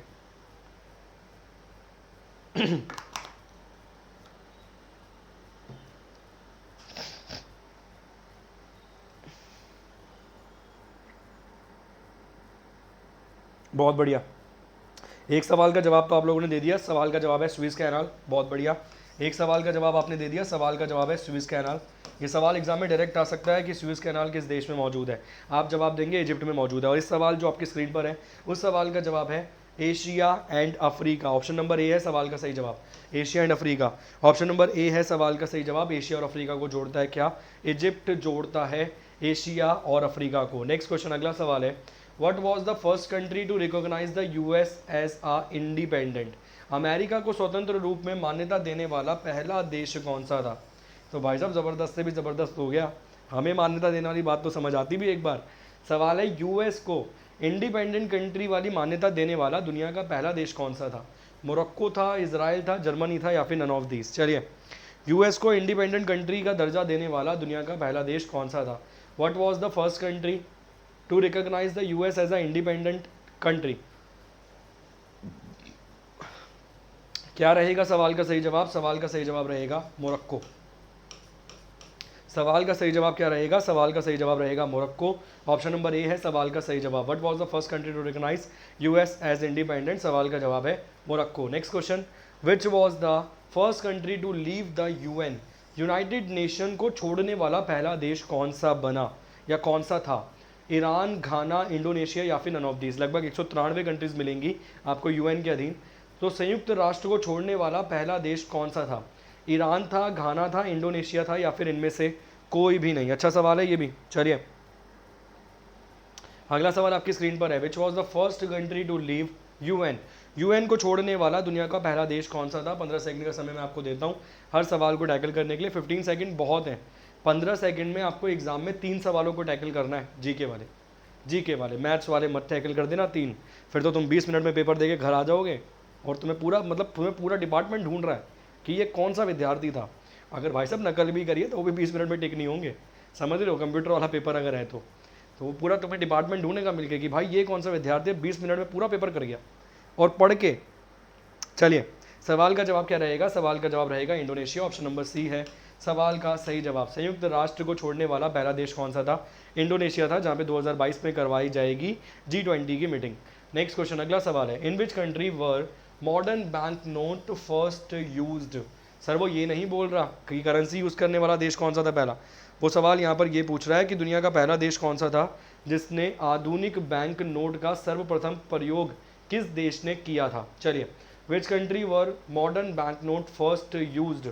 आधुनिक बैंक नोट करेंसी का या नोटों का सर्वप्रथम इस्तेमाल करने वाला पहला देश कौन सा था? चलिए भाई जवाब दीजिए। सवाल आपकी स्क्रीन पर है, क्या रहेगा सवाल का सही जवाब? दुनिया का पहला देश जिसने बैंक नोट का इस्तेमाल किया सर्वप्रथम। सवाल ध्यान से पढ़ना, अगर मुद्रा की बात पूछ जाए तो नो डाउट, मतलब कागज की मुद्रा की अगर वो बात पूछ जाए कि दुनिया का पहला देश जिसने कागज की मुद्रा का इस्तेमाल किया, तो आप जवाब दे देंगे। बेसिक सवाल है, सवाल का जवाब चाइना है। मगर यहाँ पर वो सवाल पूछ रहा है, in which country were the modern bank notes first used? आधुनिक बैंक नोटों का सर्वप्रथम प्रयोग करने वाला दुनिया का पहला देश कौन सा था? अलग तरीके से पढ़ना, मेरी हाथ जोड़ के तुमसे विनती है, चाइना मत लगाया ना पेपर में। सवाल का जवाब स्वीडन है, ऑप्शन नंबर ए है। सवाल का जवाब स्वीडन है, ऑप्शन नंबर ए है। अगर सिंपल सवाल आए, दुनिया का पहला देश जिसने कागज की मुद्रा का इस्तेमाल किया, चाइना टिक करके आगे बढ़ जाना। अगर ये सवाल आ जाए तो स्वीडन आपको टिक करना पड़ेगा और आगे बढ़ना पड़ेगा। नेक्स्ट क्वेश्चन, अगला सवाल है, which country was the first to make seat belt compulsory for the journey? वो बोल रहा है दुनिया का पहला देश कौन सा था जिसने बोला कि आप सीट बेल्ट ज़रूर लगाइए, आप सीट बेल्ट ज़रूर लगाइए अगर आप यात्रा कर रहे हैं। यात्रा के दौरान सीट बेल्ट है ये, सीट बेल्ट है ये, ठीक है जी। सीट बेल्ट अनिवार्य करने वाला पहला देश कौन सा था? चाइना था, चिकोस्लोवेकिया था, फ्रांस था, या फिर नन ऑफ दीज? चलिए, क्या रहेगा सवाल का जवाब? बहुत अच्छा सवाल है, बहुत बढ़िया क्वेश्चन है एग्जाम के अगर देखा जाए तो, कि दुनिया का पहला देश कौन सा, ऐसे सवाल पूछ लिया जाता है कि दुनिया का पहला देश कौन सा जिसने ड्राइवर लेस वाहनों को यूज़ करने की परमिशन दी? भारत का पहला देश कौन सा? भारत का पहला कौन सी मेट्रो है जिसे ड्राइवर लेस बनाया गया? दिल्ली मेट्रो में टेस्टिंग हुई थी, ठीक। यात्रा के लिए सीट बेल्ट को अनिवार्य करने वाला पहला देश कौन सा था? क्या रहेगा सवाल का सही जवाब? जल्दी जवाब दीजिए भाई। बहुत बढ़िया, सवाल का जवाब है ऑप्शन नंबर बी, चिकोस्लोवेकिया रहेगा सवाल का सही जवाब। ऑप्शन नंबर बी रहेगा इस सवाल का सही जवाब। नेक्स्ट क्वेश्चन, अगला सवाल, the oldest written constitution of the government in effect in which country? सरकार का सबसे पुराना लिखित संविधान किस देश में प्रभावी है, मतलब मौजूद है? सबसे पुराना संविधान, वो भी लिखित रूप में, किस देश में मौजूद है? यूके, यूएसए, कनाडा, या फिर नन ऑफ दीज? चलिए, किस देश में मौजूद है दुनिया का सबसे पुराना संविधान? बहुत बेसिक सवाल है, अगर एग्जाम में सवाल आ जाए कि मतलब गवर्नमेंट के द्वारा रिकॉग्नाइज किया गया दुनिया का सबसे छोटा संविधान कौन सा है, इसी कंट्री का है। इसका जब संविधान बनाया गया इसमें 4400 शब्द थे, जब संविधान बनाया गया 4400 शब्द थे। जब संविधान अभी की अगर बात करें तो 6600 शब्द मिल जाएंगे, इसमें 7 पन्ने मिल जाएंगे, कॉन्स्टिट्यूशन में 7 पेज। दुनिया के सबसे पुराने लिखित फंडामेंटल राइट, मौलिक अधिकार, इसी देश के संविधान में मौजूद हैं, जो लिखे गए थे 1791 में। दुनिया के सबसे पुराने लिखित मौलिक अधिकार कहाँ पर मौजूद हैं? यूनाइटेड स्टेट्स ऑफ अमेरिका में, यूएसए में। सवाल का जवाब क्या है? सवाल का जवाब है United states of America, US, ठीक। अगला सवाल, नेक्स्ट क्वेश्चन आपकी स्क्रीन पर है। सवाल है, where is the world longest sea bridge? विश्व का सबसे लंबा समुद्री पुल कहाँ पर मौजूद है? जापान में, रशिया में, चाइना में, या फिर नन ऑफ दिस? चलिए, दुनिया का सबसे लंबा जो समुद्र पुल है वो किस देश में मौजूद है? बहुत बेसिक सवाल है, एक चीज़ मेरी याद रखिए, था और है, मतलब पास्ट और प्रेजेंट में ज़मीन आसमान का अंतर है। उम्मीद करूंगा जो बच्चा कोई सवाल पूछ रहा है वो इससे अंदाज़ा लगा पाएगा। मैं अगर आपसे बोलूं कि कल मैं उस प्लेस पे था, कल मैं उस जगह पे था और आज मैं इस जगह पे हूँ, तो सर कल था ना उस जगह पे, आज तो इस जगह पे हूँ। अगर मान लीजिए किसी कंट्री ने कोई ग्रुप छोड़ दिया था और आज भी छोड़ रखा है, अलग अलग सवाल है, ठीक है। तो उम्मीद करूंगा इस बात से आप समझ पाएंगे चीज़ों को। Where in the world longest sea bridge? सवाल का जवाब बहुत बेसिक है, सवाल का जवाब चाइना है, आपको टिक करके आगे बढ़ जाना है। सवाल का जवाब चाइना है, ऑप्शन नंबर सी है सवाल का सही जवाब। नेक्स्ट क्वेश्चन है, the longest road tunnel of the world is? दुनिया की सबसे लंबी सड़क सुरंग कौन सी है? Angkor, Cambodia, Saint Gothard, Sweden, Broadway, USA, या फिर none of these? Longest road tunnel in the world, चलिए चलिए सवाल आपकी स्क्रीन पर है, जवाब देने की कोशिश कीजिए। सवाल है the longest road tunnel of the world, Angkor Cambodia, आप सभी लोग जानते होंगे, सबसे बड़ा टेम्पल आपको यहीं मिल जाएगा कंबोडिया में, ठीक। इसके अलावा सेंट गॉदर्ड स्वीडन, ब्रॉडवे यूएसए या फिर नन ऑफ दीस। दुनिया का सबसे लंबी सड़क सुरंग कहाँ पर मौजूद है?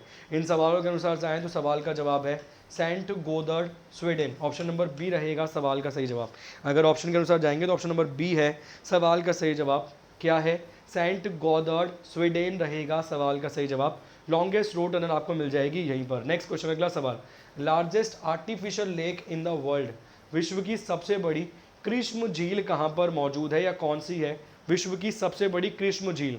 आर्टिफिशियल की बात कर रहा है, वो मैन मेड हो गया आर्टिफिशियल, ठीक है ना, प्राकृतिक रूप की बात नहीं कर रहा, आर्टिफिशियल वाली बात कर रहा है। सवाल है largest artificial lake in the world is Lake Baikal, Lake Kariba, Lake Superior या फिर नन ऑफ दीस। 15 सेकंड का समय है, जवाब देने की कोशिश कीजिए फटाफट से, ठीक है।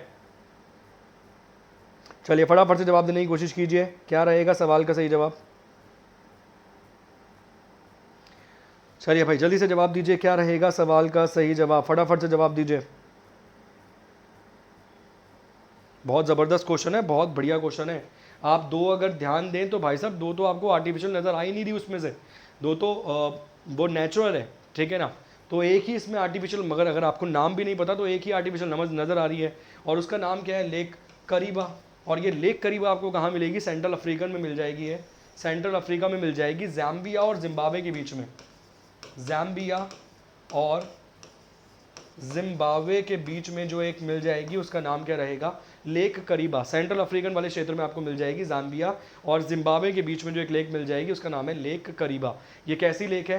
Largest artificial lake in the world, सबसे बड़ी कृष्ण झील है, ठीक है, मतलब मैन मेड आप बोल सकते हो उसे एक प्रकार से। नेक्स्ट क्वेश्चन, अगला सवाल आपकी स्क्रीन पर है, youngest elected president of United states of America. अगर भारत का पूछा गया होता कि संयुक्त राज्य अमेरिका के सबसे कम उम्र के निर्वाचित राष्ट्रपति कौन थे, अगर ये सवाल भारत के लिए होता कि सबसे कम उम्र के भारत के निर्वाचित राष्ट्रपति कौन थे, तो आप जवाब देते नीलम संजीवा रेड्डी। आप जवाब देते नीलम संजीवा रेड्डी। नीलम संजीवा रेड्डी कब बने थे? 1977 में, 1977 में, जाकिर हुसैन फखरुद्दीन अली अहमद के मरने के बाद। और बी.डी. जाटी उपराष्ट्रपति थे, राष्ट्रपति कार्यभार संभाला 6 महीने के लिए, उसके बाद मिलेंगे आपको नीलम संजीवा रेड्डी। 77 से लेकर 82 तक। इस सवाल का जवाब दीजिए, अमेरिका के कौन थे यंगेस्ट? जैसे ओल्डेस्ट की बात करें तो कौन है? जो बाइडन। अगर ओल्डेस्ट की बात करें तो अभी कौन है मौजूदा? जो बाइडन। अब आप समझ सकते हो या तो ये पूछेगा या ये पूछेगा। कौन से नंबर के हैं? 46वें नंबर के हैं। पहले कौन थे? जॉर्ज वॉशिंगटन थे, उनके नाम पर एक शहर का नाम है वॉशिंगटन डीसी के नाम से, ठीक। 46वें नंबर के हैं जो बाइडन, जो कि ओल्डेस्ट हैं, सबसे बुजुर्ग हैं। चलिए भाई जवाब दीजिए, अगला सवाल आपकी स्क्रीन पर है, कौन सबसे यंगेस्ट थे? बहुत ज़बरदस्त क्वेश्चन है भाई, अगर आप मतलब थोड़ा सा भी दिमाग लगाएंगे ना तो बेहतरीन, मतलब बहुत अच्छे क्वेश्चन है, बहुत ज़बरदस्त क्वेश्चन है। आप मान लीजिए कि ये नहीं तो कुछ भी नहीं। John F Kennedy, option number ए है सवाल का सही जवाब। इनकी बहुत सारी बहुत ज़बरदस्त इनके ऊपर रिसर्च वाली चीज़ें मिलेंगी। जॉन एफ कैनेडी से संबंधित एलियंस वेलियंस वाले भी बहुत सारी चीज़ें मिलेंगी जॉन एफ कैनेडी के अगर बारे में आप पढ़ोगे तो। ये वाला जो बाइडन वाला भी याद रखना, ये भी इंपॉर्टेंट है। नेक्स्ट क्वेश्चन, अगला सवाल, Panama a country connects the two continents. वो बोल रहा है पनामा एक देश जो महाद्वीपों को जोड़ता है। पनामा किन दो महाद्वीपों को जोड़ता है? सवाल यहाँ पर ये, जैसे इजिप्ट की हमने बात करी तो इजिप्ट किसको जोड़ रहा था? एशिया और अफ्रीका को जोड़ रहा था, दो कॉन्टिनेंट्स को। इजिप्ट में क्या मौजूद था? स्विस कैनाल मौजूद था। इसके अलावा ये जो Panama a country connects the two continents, Panama एक देश है जो दो महाद्वीपों को जोड़ता है। कौन कौन से? Asia Africa, Asia Europe, Asia Australia या फिर south America and north America. ये है भाई वर्ल्ड जीके, विश्व जीके की तरफ बढ़े आज हम, ठीक है। चलिए क्या रहेगा सवाल का सही जवाब? अगला सवाल आपकी स्क्रीन पर है, Panama country connects the two continents, Asia and Africa, Asia and Europe, Asia and Australia या फिर साउथ अमेरिका या फिर और नॉर्थ अमेरिका। सवाल का सही जवाब क्या रहेगा? सवाल का सही जवाब रहेगा south America and north America को जोड़ने वाला जो कहलाएगा वो क्या कहलाएगा? पनामा। पनामा एक देश जो दो महाद्वीपों को जोड़ता है। कौन कौन से? साउथ अमेरिका और नॉर्थ अमेरिका को। हमने इसके बारे में पढ़ लिया, हमने इसके बारे में पढ़ लिया, क्या था इसके बारे में? था हमारा इजिप्ट। तो अगर इन दोनों में से कोई भी सवाल एग्जाम में बने इजीली आप जवाब दे देंगे। नेक्स्ट क्वेश्चन, अगला सवाल है, who was the first man to fly into space. अंतरिक्ष में जाने वाला प्रथम व्यक्ति कौन सा था? Yuri Gagarin, Robert Walpole, Henry Waterloo या फिर जॉर्ज बुश। चलिए 39 नंबर का क्वेश्चन आपकी स्क्रीन पर है, सवाल का जवाब देने की कोशिश कीजिए। Who was the first man to fly in the space? Moon पे चलने वाला पहला आदमी तो आप जानते होंगे, नील आर्मस्ट्रॉन्ग। दूसरा आदमी कौन था? सेकंड पर्सन कौन था?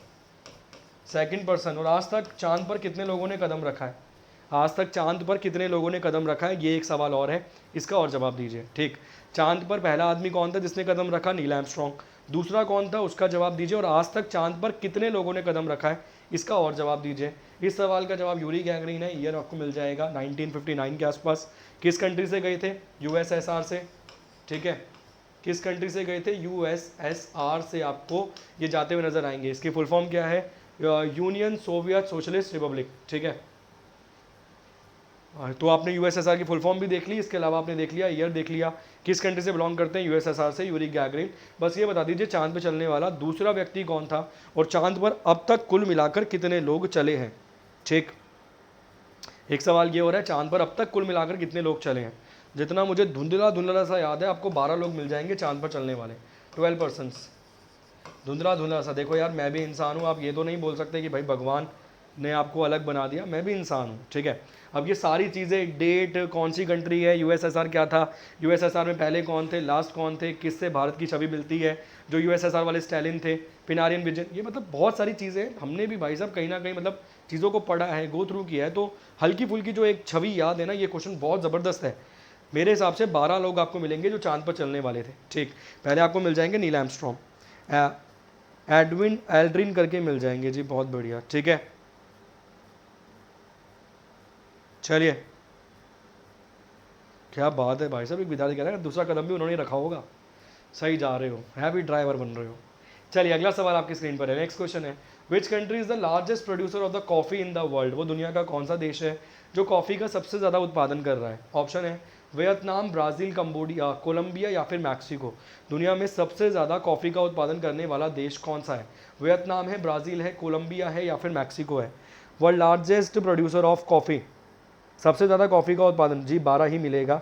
मेरी याददाश्त भगवान ने थोड़ी सी तेज़ तो कर दी है, तुम्हें पढ़ा पढ़ा के, तुम्हें पीट पीट के पढ़ाने का मौका अगर मिल रहा होता ना, फिर तो बिल्कुल सुपर डुपर चल रही होती याददाश्त इस टाइम। ठीक है, दुनिया में विद्वानों में नाम होता हमारा भी। बहुत बेसिक सवाल है, सवाल का जवाब क्या है? सवाल का जवाब है ब्राज़ील।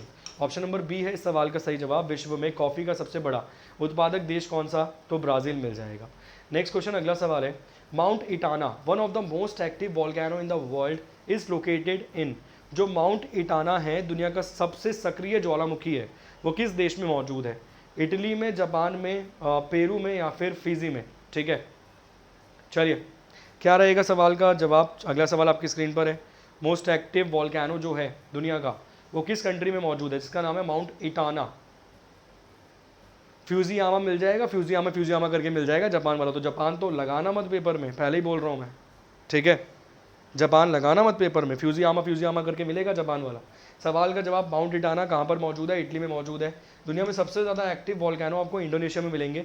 इसके अलावा दुनिया में सबसे ज़्यादा वॉल्केनो आपको मिल जाएंगे यूएसए में, 173 के आसपास वहाँ मिल जाएंगे। इंडोनेशिया में आपको मिल जाएंगे 113 के आसपास। क्लियर? सवाल अलग अलग तरीके से बनेगा, मगर इस तरीके से डायरेक्ट नहीं पूछ जाएगा वो। मैंने आपको फिर भी दोनों तरीके से सवाल समझा दिया है। फ्यूजियामा आपको जापान में मिल जाएगा, इटली में आपको मिल जाएगा माउंट इटाना, जो कि दुनिया का सबसे एक्टिव वॉल्केनो है। इसके अलावा बैरल आइलैंड, अंडमान निकोबार के बारे में आप जानते हैं। Next question, which one is the smallest ocean in the world? दुनिया का सबसे छोटा ओशियन कौन सा है? चलिए, दुनिया का सबसे छोटा ओशियन कौन सा है? आज ही पढ़ाया दिन में 3 बजे वाली क्लास में। वर्ल्ड स्मॉलेस्ट ओशियन, अगर बड़े ओशियन की बात करें, दुनिया का सबसे बड़ा ओशियन कौन सा है? पैसिफिक ओशियन है। दुनिया का सबसे बड़ा ओशियन पैसिफिक ओशियन है। दुनिया का सबसे गहरा ओशियन, डीपेस्ट, ये तो हो गया लार्जेस्ट, ये लार्जेस्ट हो गया। अगर पूछ जाए पेपर में डीपेस्ट कौन सा है, मतलब सबसे गहरा कौन सा है, तो भी सवाल का जवाब रहेगा पैसिफिक ओशियन। अगर वो पूछ जाए सबसे बिजी ओशियन कौन सा है, बिजीएस्ट, सबसे बिजी ओशियन कौन सा है, मतलब जिसमें सबसे ज़्यादा समुद्र काम हो रहा है, लेन देन का काम हो रहा है, जहाज जा रहे हैं आ रहे हैं, तो ये आपको मिल जाएगा अटलांटिक ओशियन, अटलांटिक ओशियन। और ये जो सवाल आपकी स्क्रीन पर लिखा हुआ है उसका जवाब क्या रहेगा, बस ये बता दीजिए। बहुत बढ़िया, सवाल का जवाब रहेगा Arctic ocean, option number D. ये सवाल एग्जाम में बन सकता है, पूरे चांसेस हैं 100%। ठीक, नेक्स्ट क्वेश्चन, अगला सवाल आपकी स्क्रीन पर है, the longest lunar eclipse of 21st century was occurred on. वो बोल रहा है सदी का सबसे लंबा चंद्र ग्रहण कब हुआ। ये सवाल बहुत मुश्किल है, फिर भी ट्राई करो। सदी का सबसे लंबा चंद्र ग्रहण कौन सी तारीख को हुआ? 27 अगस्त 2018, 27 जुलाई 2018, 27 जून 2018 या फिर नन ऑफ दीज। चलिए, सवाल बहुत ज़्यादा मुश्किल है, मैं ही दे दूंगा इसका जवाब, तो फिर भी ट्राई कर लीजिए भाई। ट्राई करने में क्या जा रहा है ना, लेट्स ट्राई वंस। एक बार तो कोशिश करके देखें क्या रहेगा सवाल का सही जवाब। थोड़ा सा नहीं, बहुत ज़्यादा ही मुश्किल क्वेश्चन है अगर आप मुझसे पूछेंगे तो। सवाल का जवाब है 27 जुलाई 2018। चलिए, ये तो मुश्किल है, मैं मानता हूँ। भारत ने जो पहला चांद पर मिशन भेजा था वो कब भेजा था? 2018 में, और 2008 में 2008 में भेजा था भारत ने पहला चांद वाला मिशन, ठीक है, जो कावल चक्कर लगाने के काम कर रहा था। जो सेकंड मिशन भेजा है भारत ने, उसकी डेट क्या है ये बता दीजिए। सेकंड मून मिशन जो भारत ने किया है उसकी डेट क्या है, उसकी डेट बता दीजिए सेकंड मून मिशन की। ये 2008 वाला क्वेश्चन भी पूछा गया और जो सेकंड मून मिशन है उसका भी पूछा गया है ईयर। इसके अलावा जब यूएसए कामयाब हो पाया वो तारीख क्या थी, मतलब जब यूएसए का जो मिशन था वो कामयाब हो पाया और चांद पर लैंड कर पाया और कदम बाहर रख पाए नील आर्मस्ट्रॉन्ग, वो तारीख क्या थी और वो ईयर कौन सा था?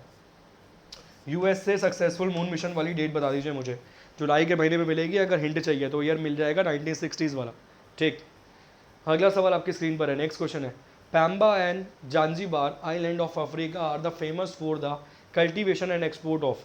अफ्रीका के पैम्बा और जांजीबार द्वीप की खेती और निर्यात के लिए प्रसिद्ध है। मतलब जो पैम्बा और जांजीबार आइलैंड है ना, वहाँ पे किस चीज़ की खेती की जाती है, किसके लिए वो प्रसिद्ध है?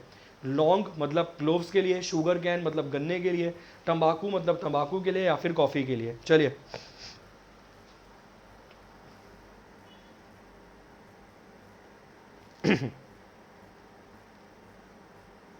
27 जुलाई के साथ साथ ईयर बता दिया था 2018, 2018।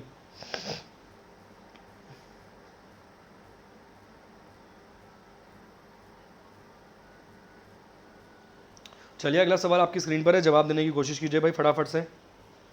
अच्छा सवाल है, 44 नंबर का क्वेश्चन है, 44वें नंबर का।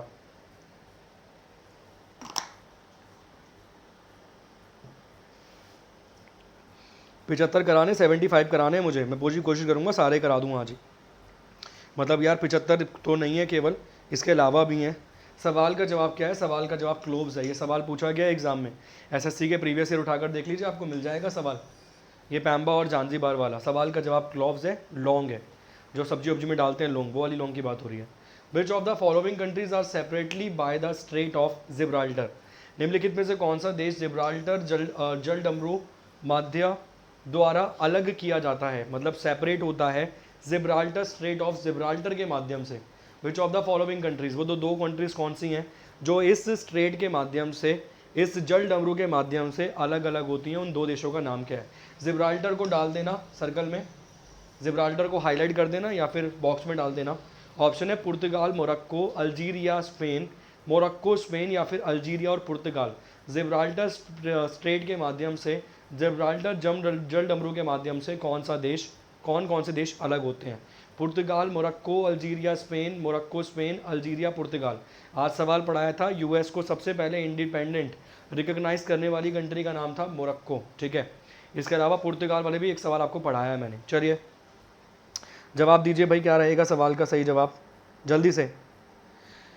विच of the following countries are separated by the Gibraltar. Strait of Gibraltar के द्वारा स्ट्रेट ऑफ जिब्राल्टर के द्वारा किसे सेपरेट किया जाता है? क्या रहेगा सवाल का सही जवाब, जल्दी जवाब दीजिए। सवाल का सही जवाब रहेगा Morocco and Spain, option number C. सवाल का सही जवाब रहेगा Morocco and Spain, option number C रहेगा सवाल का सही जवाब। नेक्स्ट क्वेश्चन, अगला सवाल आपकी स्क्रीन पर है। सवाल है, AUKUS is an ancient name of which of the following river. वो बोल रहा है ऑकस निम्नलिखित में से किस नदी का प्राचीन नाम है? ऑक्सस जो है वो किस नदी का प्राचीन नाम है? जल्दी से ट्राई कीजिए भाई फटाफट से, अगला सवाल आपकी स्क्रीन पर है, जल्दी जवाब दीजिए। नदी मिल रही है टिग्रस, यूफ्रेटस, एम्यूडारिया या फिर सीरिया डायरा। चलिए भाई जवाब दीजिए फटाफट से, क्या रहेगा सवाल का सही जवाब?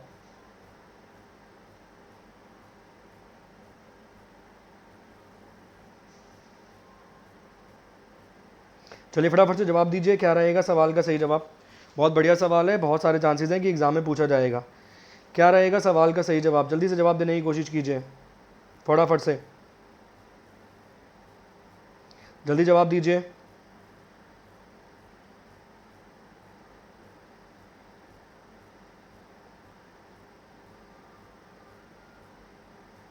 चलिए फटाफट से जवाब देने की कोशिश कीजिए, क्या रहेगा सवाल का सही जवाब?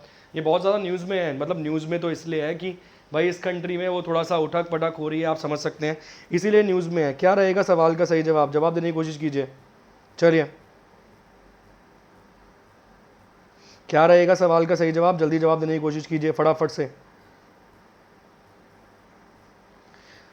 जल्दी से जवाब देने की कोशिश कीजिए। क्या रहेगा सवाल का सही जवाब? बहुत अच्छा, बहुत इंपॉर्टेंट क्वेश्चन है एग्जाम के पॉइंट ऑफ व्यू से अगर देखा जाए। ऑप्शन नंबर बी मिलेगा सवाल का सही जवाब। बहुत बढ़िया। सवाल का सही जवाब क्या है? अमू दायरा है सवाल का सही जवाब। अमू दायरा, अमू दायरा। और अमू दायरा कहाँ मिलेगी आपको? मेरे हिसाब से अफगानिस्तान में मिलनी चाहिए आपको अमू दायरा, ध्यान रखना, ये क्वेश्चन ऑटोमेटिकली इंपॉर्टेंट है, ठीक है। Oxus is the ancient name of which of the following river? Amu दायरा। और अमू दायरा आपको कहाँ मिलेगी? अफगानिस्तान वाले क्षेत्र में आपको नजर आनी चाहिए अमू दायरा। नेक्स्ट क्वेश्चन, अगला सवाल स्क्रीन पर है। सवाल है which of the following is the narrowest straight on the world? जैसे स्ट्रेट ऑफ जिब्राल्टर आपने पढ़ा अभी, तो वो बोल रहा है दुनिया की सबसे संकरी, सबसे संकरी जो जल डमरू है ना, वो कौन सा है?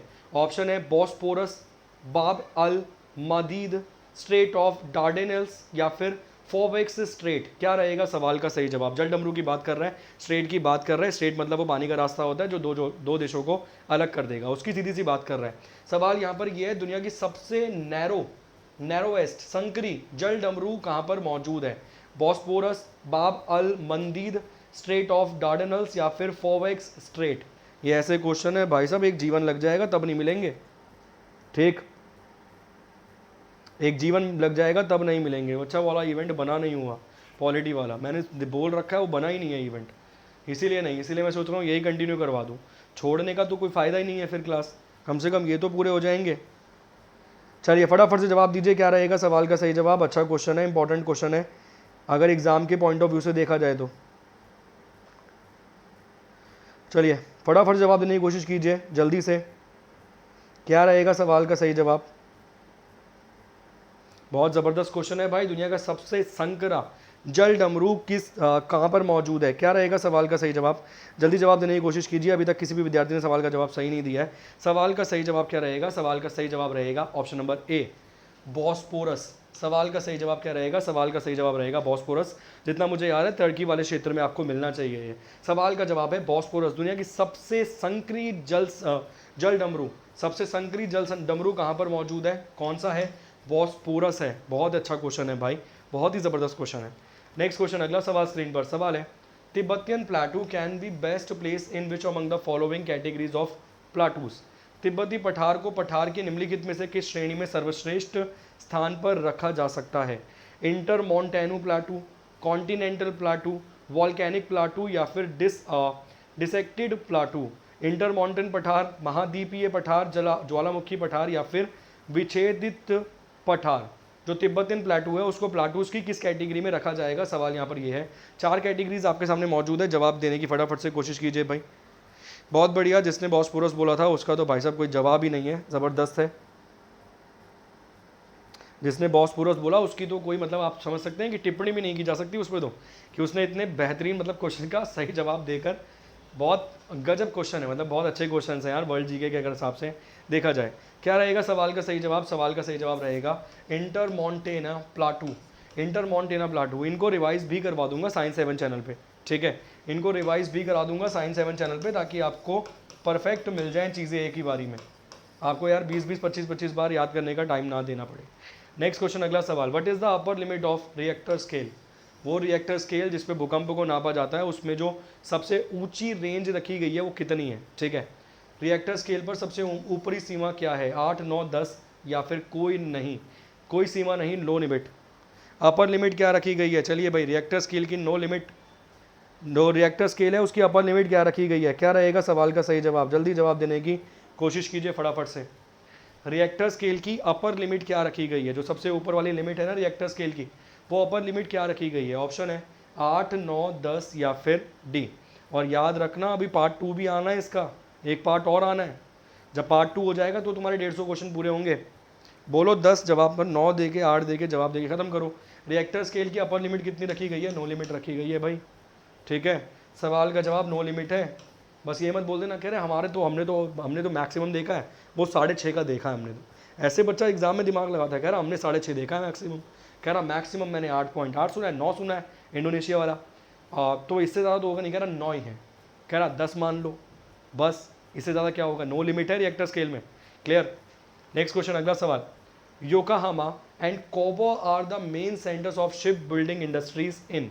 योकोहामा और कोबे जहाज निर्माण उद्योग के प्रमुख केंद्र हैं कहाँ पर?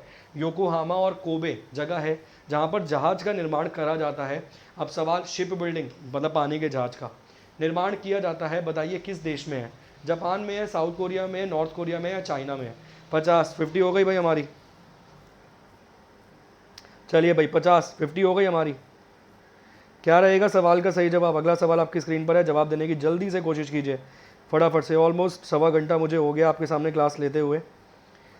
मैं कोशिश कर रहा हूँ कि भाई और मतलब आपकी चल जाए, मतलब पूरे हो जाए मेरी तरफ से 75 क्वेश्चन, या 2-4 क्वेश्चन अगर होमवर्क में देने पड़े तो कोई दिक्कत नहीं है, 2-4 क्वेश्चन तो चल जाएंगे। योकोहामा कहाँ मौजूद है? नाम से समझ आ रहा है, योकोहामा, यामाहा पढ़ लीजिए सीधा योकोहामा को। सवाल का जवाब क्या हो जाएगा? सवाल का जवाब हो जाएगा जापान, ठीक है। सवाल का जवाब जापान, जापान है योकोहामा। नेक्स्ट क्वेश्चन, अगला सवाल आपकी स्क्रीन पर है। सवाल है, कोकस प्लेट लाइज बिटवीन। ये जो कोकस प्लेट है कहाँ पर मौजूद है? सेंट्रल अमेरिका और पैसिफिक प्लेट है, नॉर्थ अमेरिका और पैसिफिक प्लेट है, साउथ अमेरिका पैसिफिक प्लेट है, या फिर none of the above. Cocos plate lies between, जो कोकस प्लेट है वो किसके बीच स्थित है? मध्य अमेरिका और प्रशांत प्लेट के बीच में, उत्तरी अमेरिका और प्रशांत प्लेट के बीच में, दक्षिणी अमेरिका और प्रशांत प्लेट में, या फिर उपरोक्त में से कोई भी नहीं। North America, central America, south America और सामने पैसिफिक प्लेट वो दे रहा है ऑप्शन में। चलिए क्या रहेगा सवाल का सही जवाब? जल्दी जवाब देने की कोशिश कीजिए भाई फटाफट से। सवाल आपकी स्क्रीन पर है, फटाफट से जवाब देने की कोशिश कीजिए। 51वें नंबर का सवाल आपकी स्क्रीन पर है, ठीक। 51 नंबर का क्वेश्चन आपकी स्क्रीन पर है। सवाल का जवाब है Central America and Pacific plate. Option number ए है सवाल का सही जवाब। नेक्स्ट क्वेश्चन, अगला सवाल। मिदानो आइलैंड कहाँ पर मौजूद है? ये जो मिदानो आइलैंड है ना, ये कहाँ पर मौजूद है? पैसिफिक ओशियन में है, इंडियन ओशियन में है, नॉर्थ अटलांटिक में है, या फिर साउथ अटलांटिक में है? ध्यान से पढ़ लीजिए, मिदानो आइलैंड जो है वो दुनिया में कहाँ पर मौजूद है? ऑप्शन है Indian ocean, north Atlantic, Pacific ocean, या फिर साउथ अटलांटिक। मिदानो कहाँ पर मौजूद है? सवाल आपकी स्क्रीन पर है, मिदानो कहाँ पर मौजूद है? मिदानो इज सिचुएटेड और लोकेटेड इन। सवाल का सही जवाब वो है जो दुनिया का सबसे बड़ा और सबसे गहरा सागर है, महासागर है। सवाल का जवाब है Pacific Ocean, option number C है सवाल का सही जवाब।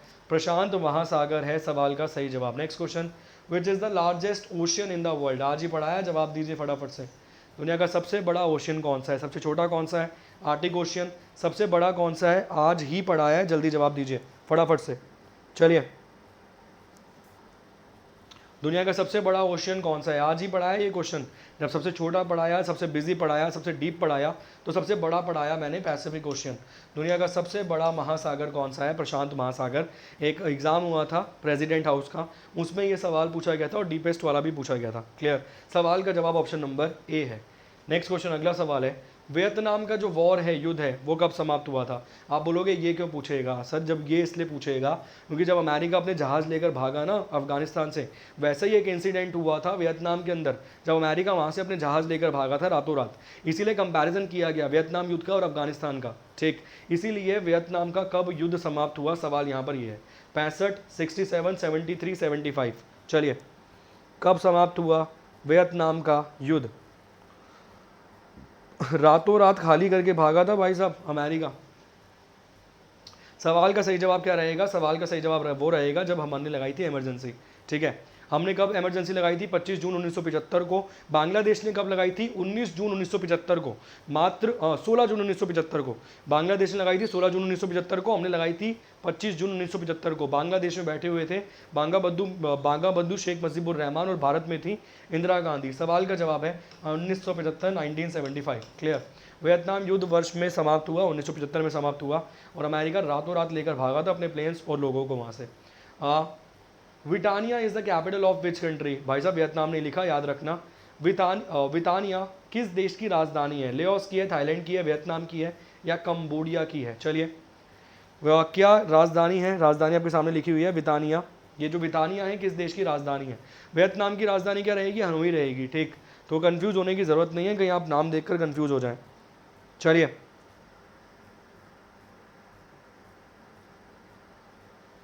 क्या रहेगा सवाल का सही जवाब? Vietnam is the capital of which country? Laos, Thailand, Vietnam या कंबोडिया? वियतनाम और कंबोडिया। अगर आपने थाईलैंड की पता है और आपको वियतनाम की पता है तो भाई साहब कंबोडिया तो टिक करने वाले नहीं हो तुम। सवाल का जवाब क्या बचेगा? सवाल का जवाब बचेगा लेओस। ऑप्शन नंबर ए है सवाल का सही जवाब। एशिया में 48 कंट्रीज वैसे दिखाएगा, मगर 50 तक टिक करने की तुम्हें आज़ादी है मेरी तरफ से। वैसे वो ऐसा सवाल पूछेगा नहीं जो कॉम्प्लिकेटेड हो। क्लियर? अगला सवाल आपकी स्क्रीन पर है। नेक्स्ट क्वेश्चन है, which country introduce the bullet train? दुनिया का कौन सा देश है जिसने बुलेट ट्रेन को इंट्रोड्यूस किया? ठीक, दुनिया का वो कौन सा देश है जिसने बुलेट ट्रेन को इंट्रोड्यूस किया? जो बुलेट ट्रेन है ना, जो हम चलाने वाले हैं, अहमदाबाद से मुंबई जो चलने वाली है, वो बुलेट ट्रेन के जो पहिए हैं ना, वो थोड़े से ऊपर चलेंगे ऐसे। वो बुलेट ट्रेन के जो पहिए हैं वो थोड़े से ऊपर चलेंगे ऐसे, मतलब वो चिपक कर नहीं चलेंगे, पटरी से चिपक कर नहीं चलेंगे, थोड़ा सा उठकर चलेंगे। इस टेक्निक को क्या नाम दिया गया है? सवाल सीजीएल के एग्जाम में पूछा गया, जल्दी जवाब दीजिए। ये जो उठ के चलेंगे थोड़े से, और ये टेक्निक हमने जापान से उधार ली है, जापान हमें ये टेक्निक दे रहा है। इस टेक्निक को क्या नाम दिया गया है? फटाफट से कमेंट करके ये बताइए जल्दी से। ये जो टेक्नोलॉजी है, इस टेक्नोलॉजी को क्या नाम दिया गया है? बहुत बेसिक सवाल है, सवाल का जवाब जापान है। चाइना दे ही नहीं रखा तो सोचने की ज़रूरत नहीं है। ठीक, सवाल का जवाब जापान है। बस ये बता दीजिए भारत किस देश से जब टेक्नोलॉजी ले रहा है? जापान से ले रहा है। जो पटरी है, पटरी से पहिया थोड़ा सा ऊपर चलेगा उठ के। इस टेक्निक को क्या नाम दिया गया है? ये सवाल पूछा गया है सीजीएल के एग्जाम में और एक बार रेलवे के एग्जाम में। 2 बार पूछा जा सकता है ये वाला सवाल। अरे मैग्नेट से रिलेटेड तो होगा, टेक्निक पूछ रहा है वो पूरी प्रॉपर। ये टेक्निक का नाम क्या है? प्रॉपर टेक्निक पूछ रहा है। आप लिख के रखिए, देखिए मेरे को सब पता है, मुझे दिक्कत नहीं है, मगर मैं इतना यहाँ बता दूंगा तो आप 2 चीज़ें एक्स्ट्रा नहीं पढ़ेंगे कभी, कि वो ज़मीन को लेकर जो केस हो रहा था, विवाद हो रहा था, वो ज़मीन किस व्यक्ति की थी मुंबई में, जिसको देने से उसने इनकार कर दिया, जिस वजह से मैं ये प्रोजेक्ट जो थोड़ा डिले हो रहा है, इसके ऊपर क्या बोला उद्धव ठाकरे सरकार ने, फडणवीस सरकार इस पर क्या बोल रही थी। बहुत सारे आर्टिकल्स छपे थे इन सब चीज़ों के ऊपर। ठीक, इसीलिए बोल रहा हूँ जब थोड़ा सा पढ़ोगे तो ज़्यादा पढ़ पाओगे। नेक्स्ट क्वेश्चन, अगला सवाल, which one is the highest producer of cocoa bean used in the chocolate in the world? विश्व में कोको बीन चॉकलेट में प्रयुक्त का सबसे अधिक उत्पादन कौन सा देश करता है? जो भाई साहब जिससे चॉकलेट बनती है ना, कोको बीन, वो दुनिया में सबसे ज़्यादा उत्पादन करने वाला देश कौन सा है? ऑप्शन है घाना, कोटा डी आइवोरी, कैमरॉन या फिर नाइजीरिया। नाइजीरिया अफ्रीका का, अफ्रीकन कॉन्टिनेंट की सबसे ज़्यादा जनसंख्या आबादी वाला देश है। वो आपको पहले पढ़ा चुका हूँ मैं। ठीक, बहुत बढ़िया सर। हाइपरलूप आप समझ रहे हैं क्या होता है? हाइपरलूप ये होता है सर, जो मना कर दिया उद्धव ठाकरे ने, जो 12 लाख करोड़ के आसपास का प्रोजेक्ट लगाया जा रहा था। हाइपरलूप ये था कि आप यहाँ से सामान डालेंगे सीधा वो वहाँ निकल जाएगा। ठीक है, उसमें वो अंदर फंक्शंस है बहुत सारे। ये फडणवीस लेकर आए थे, देवेंद्र फडणवीस। ठीक है, ये हाइपरलूप टेक्नोलॉजी लगाई जा रही थी पुणे तक। ठीक है, ये पुणे तक 12 लाख करोड़ के आसपास का था ये प्रोजेक्ट, मगर इसको कैंसिल कर दिया उद्धव ठाकरे ने। तो हाइपरलूप तो अलग चीज़ है। आप उम्मीद करूंगा समझ गए होंगे, जिसने भी हाइपरलूप, आकाश रावत जी उम्मीद करूंगा आप समझ गए होंगे कि हाइपरलूप क्या है। वो वाली टेक्निक चाहिए मुझे अगली क्लास में, या कमेंट करके देकर जाना यार, कुछ तो सर्च करके पढ़ना, मज़ा आएगा ऐसे पढ़ने में चीज़ों में। सवाल का जवाब क्या है? सवाल का जवाब है Cote d'Ivoire, option number B. सवाल का जवाब है Cote d'Ivoire, option number B. Next question, अगला सवाल, which country is the highest producer of wine in the world? विश्व में सबसे अधिक शराब का उत्पादन करने वाला देश कौन सा है?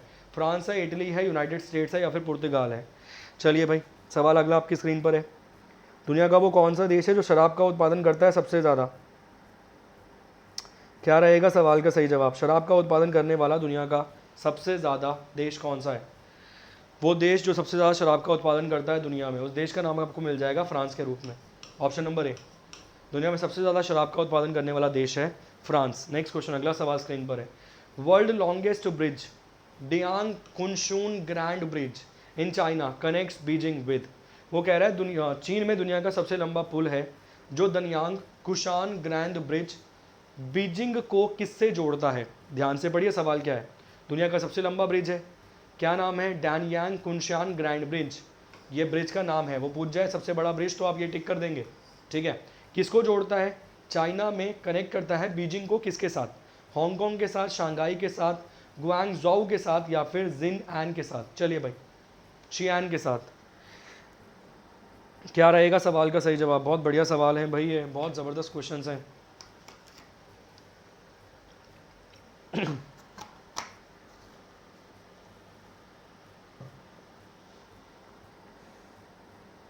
चलिए भाई, क्या रहेगा सवाल का सही जवाब? जल्दी जवाब दीजिए। चलिए भाई जल्दी जवाब दीजिए,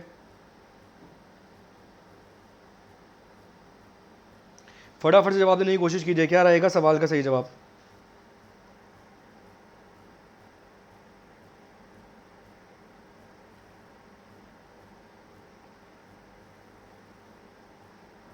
चलिए फटाफट से जवाब देने की कोशिश कीजिए, क्या रहेगा सवाल का सही जवाब? जल्दी से।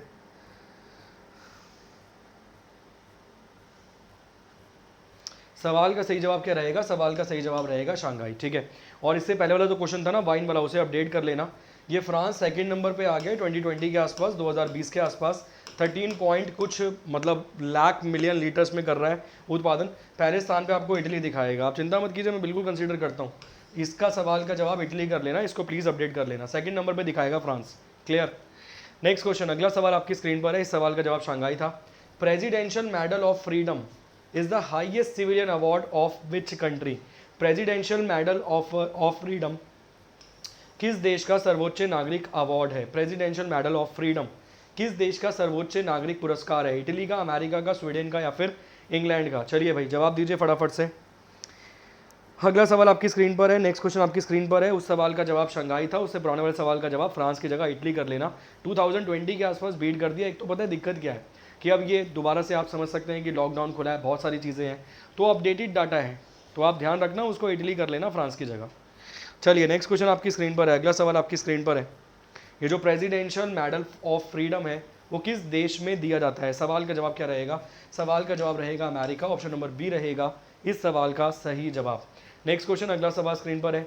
Legion of Honour is the highest civilian order of which country? Legion of Honour किस देश का सर्वोच्च नागरिक पुरस्कार है? चलिए, लीजन ऑफ ऑनर जो है ना वो किस देश का सर्वोच्च नागरिक पुरस्कार है? ऑप्शन है अमेरिका, कनाडा, इंग्लैंड या फिर फ्रांस। लीजन ऑफ कॉमर्स क्या रहेगा सवाल का सही जवाब?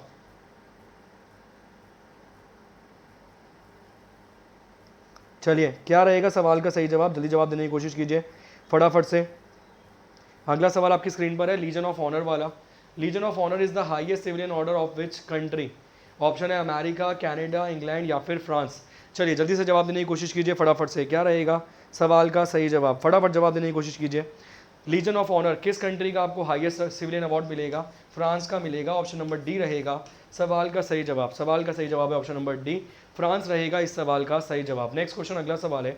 International women's day celebrated on, बहुत बेसिक सवाल है, इसका जवाब इजीली आप दे पाएंगे। अंतर्राष्ट्रीय महिला दिवस कब मनाया जाता है? ऑप्शन है 2 जनवरी, 5 अप्रैल, 8 मार्च या फिर 15 सितंबर। एक बार मतलब महिलाएं रोड पर आई, मतलब रोड पर उतरी इसके लिए कि भाई हमें भी बराबर का अधिकार दिया जाना चाहिए, हमें भी काम जो है वो बराबर का दिया जाना चाहिए, हमें भी काम करने की आज़ादी होनी चाहिए। इसके लिए एक बार नारे वारे लगाए गए। उसके बाद 1908 1909 के आसपास ईयर आपको मिलेगा जहाँ पर एक अमेरिकन महिला थी, उन्होंने भी इसका मुद्दा उठाया। उसके बाद एक कंट्री मिलेगी यूएसएसआर, उसमें 1917-18 के आसपास इसे पब्लिक ऑफिशियल कर दिया गया, ठीक है।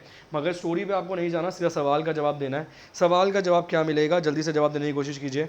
इंटरनेशनल वुमेंस डे कब मनाया जाएगा? मनाया जाएगा सालाना 8 मार्च को, 8 ऑफ मार्च को मनाया जाएगा अंतर्राष्ट्रीय महिला दिवस, international women's day. Next question, अगला सवाल। Which one is the world biggest cave? दुनिया की सबसे बड़ी गुफा कौन सी है? Son Doong cave Vietnam, Jewel cave United States, Holloch Switzerland या फिर ऑप्टिमिस्टिस चाइना केव यूक्रेन। चलिए क्या रहेगा सवाल का सही जवाब? 63rd नंबर का क्वेश्चन आपकी स्क्रीन पर है। और मेरी आप सभी से भाई साहब विनती है, क्योंकि सास भी कभी बहू थी तो टीचर भी विद्यार्थी था और हम भी इंसान हैं, तो आप समझ सकते हैं इतना क्वेश्चंस होते हैं, इतना जल्दबाजी होती है यहाँ सवालों को टैकल करवाने की। अगर एक आधा पॉइंट कोई ऊपर नीचे हो जाए तो उसको आप ऑफलाइन में कमेंट करके बता सकते हो कि सर ये वाला पॉइंट आपने गलती से शायद ये टिक कर दिया, ठीक। जैसे मेरा कभी कभी तो नज़र आपकी तरफ पड़ जाती है, मैं 24 घंटे मतलब पूरी क्लास में 1.5-2 घंटे में ये नहीं देख सकता कि आप ठीक कंसिडर कर रहे हैं, नहीं, ठीक।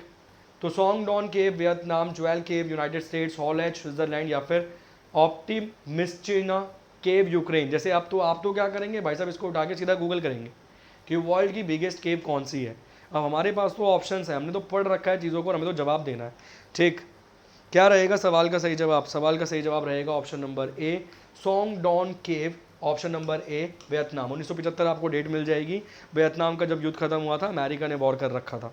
ठीक, नेक्स्ट क्वेश्चन, अगला सवाल है, how many new countries are emerge from the union of Soviet Socialist Republic in dissolution in December 1991। दिसंबर 1991 में सोवियत समाजवादी गणराज्य संघ के विघटन से कितने नए देश उभरे? बताइए भाई, यूएसएसआर जब ब्रेक डाउन हुआ तो कितनी नई कंट्रीज बनी? क्या रहेगा सवाल का सही जवाब? चलिए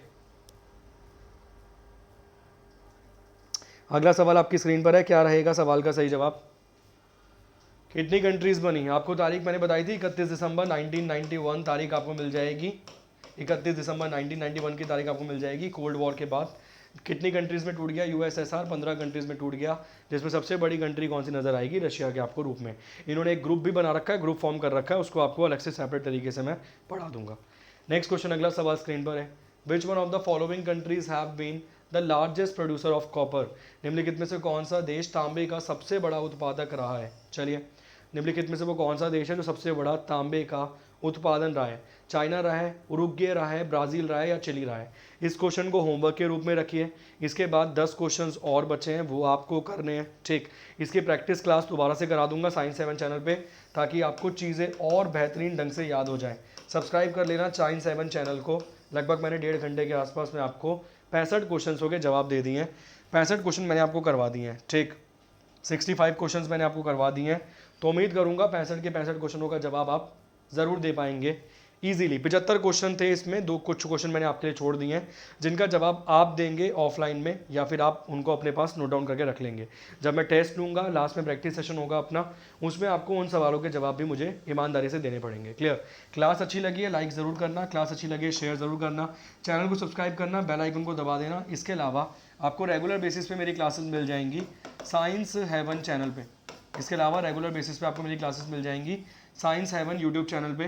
फ्री क्लासेस रहती है यहाँ पर भी, तो अगर आप सब्सक्राइब करना चाहते हैं सब्सक्राइब कर लीजिए। यहाँ पर आपको मैं 6 महीने की करंट अफेयर वाली क्लासेस शुरू कराऊंगा मार्च महीने से, जो कि इंपॉर्टेंट रहेगी एमटीएस के एग्ज़ाम के लिए, जो कि इंपॉर्टेंट रहेगी आपके ग्रुप डी के एग्ज़ाम के लिए, जीडी के एग्ज़ाम के लिए, इसके अलावा एनटीपीसी सीबीटी 2 वाले एग्ज़ाम के लिए और यूपीएसआई वाले एग्ज़ाम के लिए। ठीक, चलिए जी, बहुत बहुत शुक्रिया, धन्यवाद। अब मिलेंगे नेक्स्ट क्लास में, कल मिलेंगे। ठीक है, कल 5 बजे यहाँ क्लास होगी, इसके अलावा साइंस 7 चैनल पर भी क्लास आपको मिल जाएगी। Thank you so much, bye bye, take care.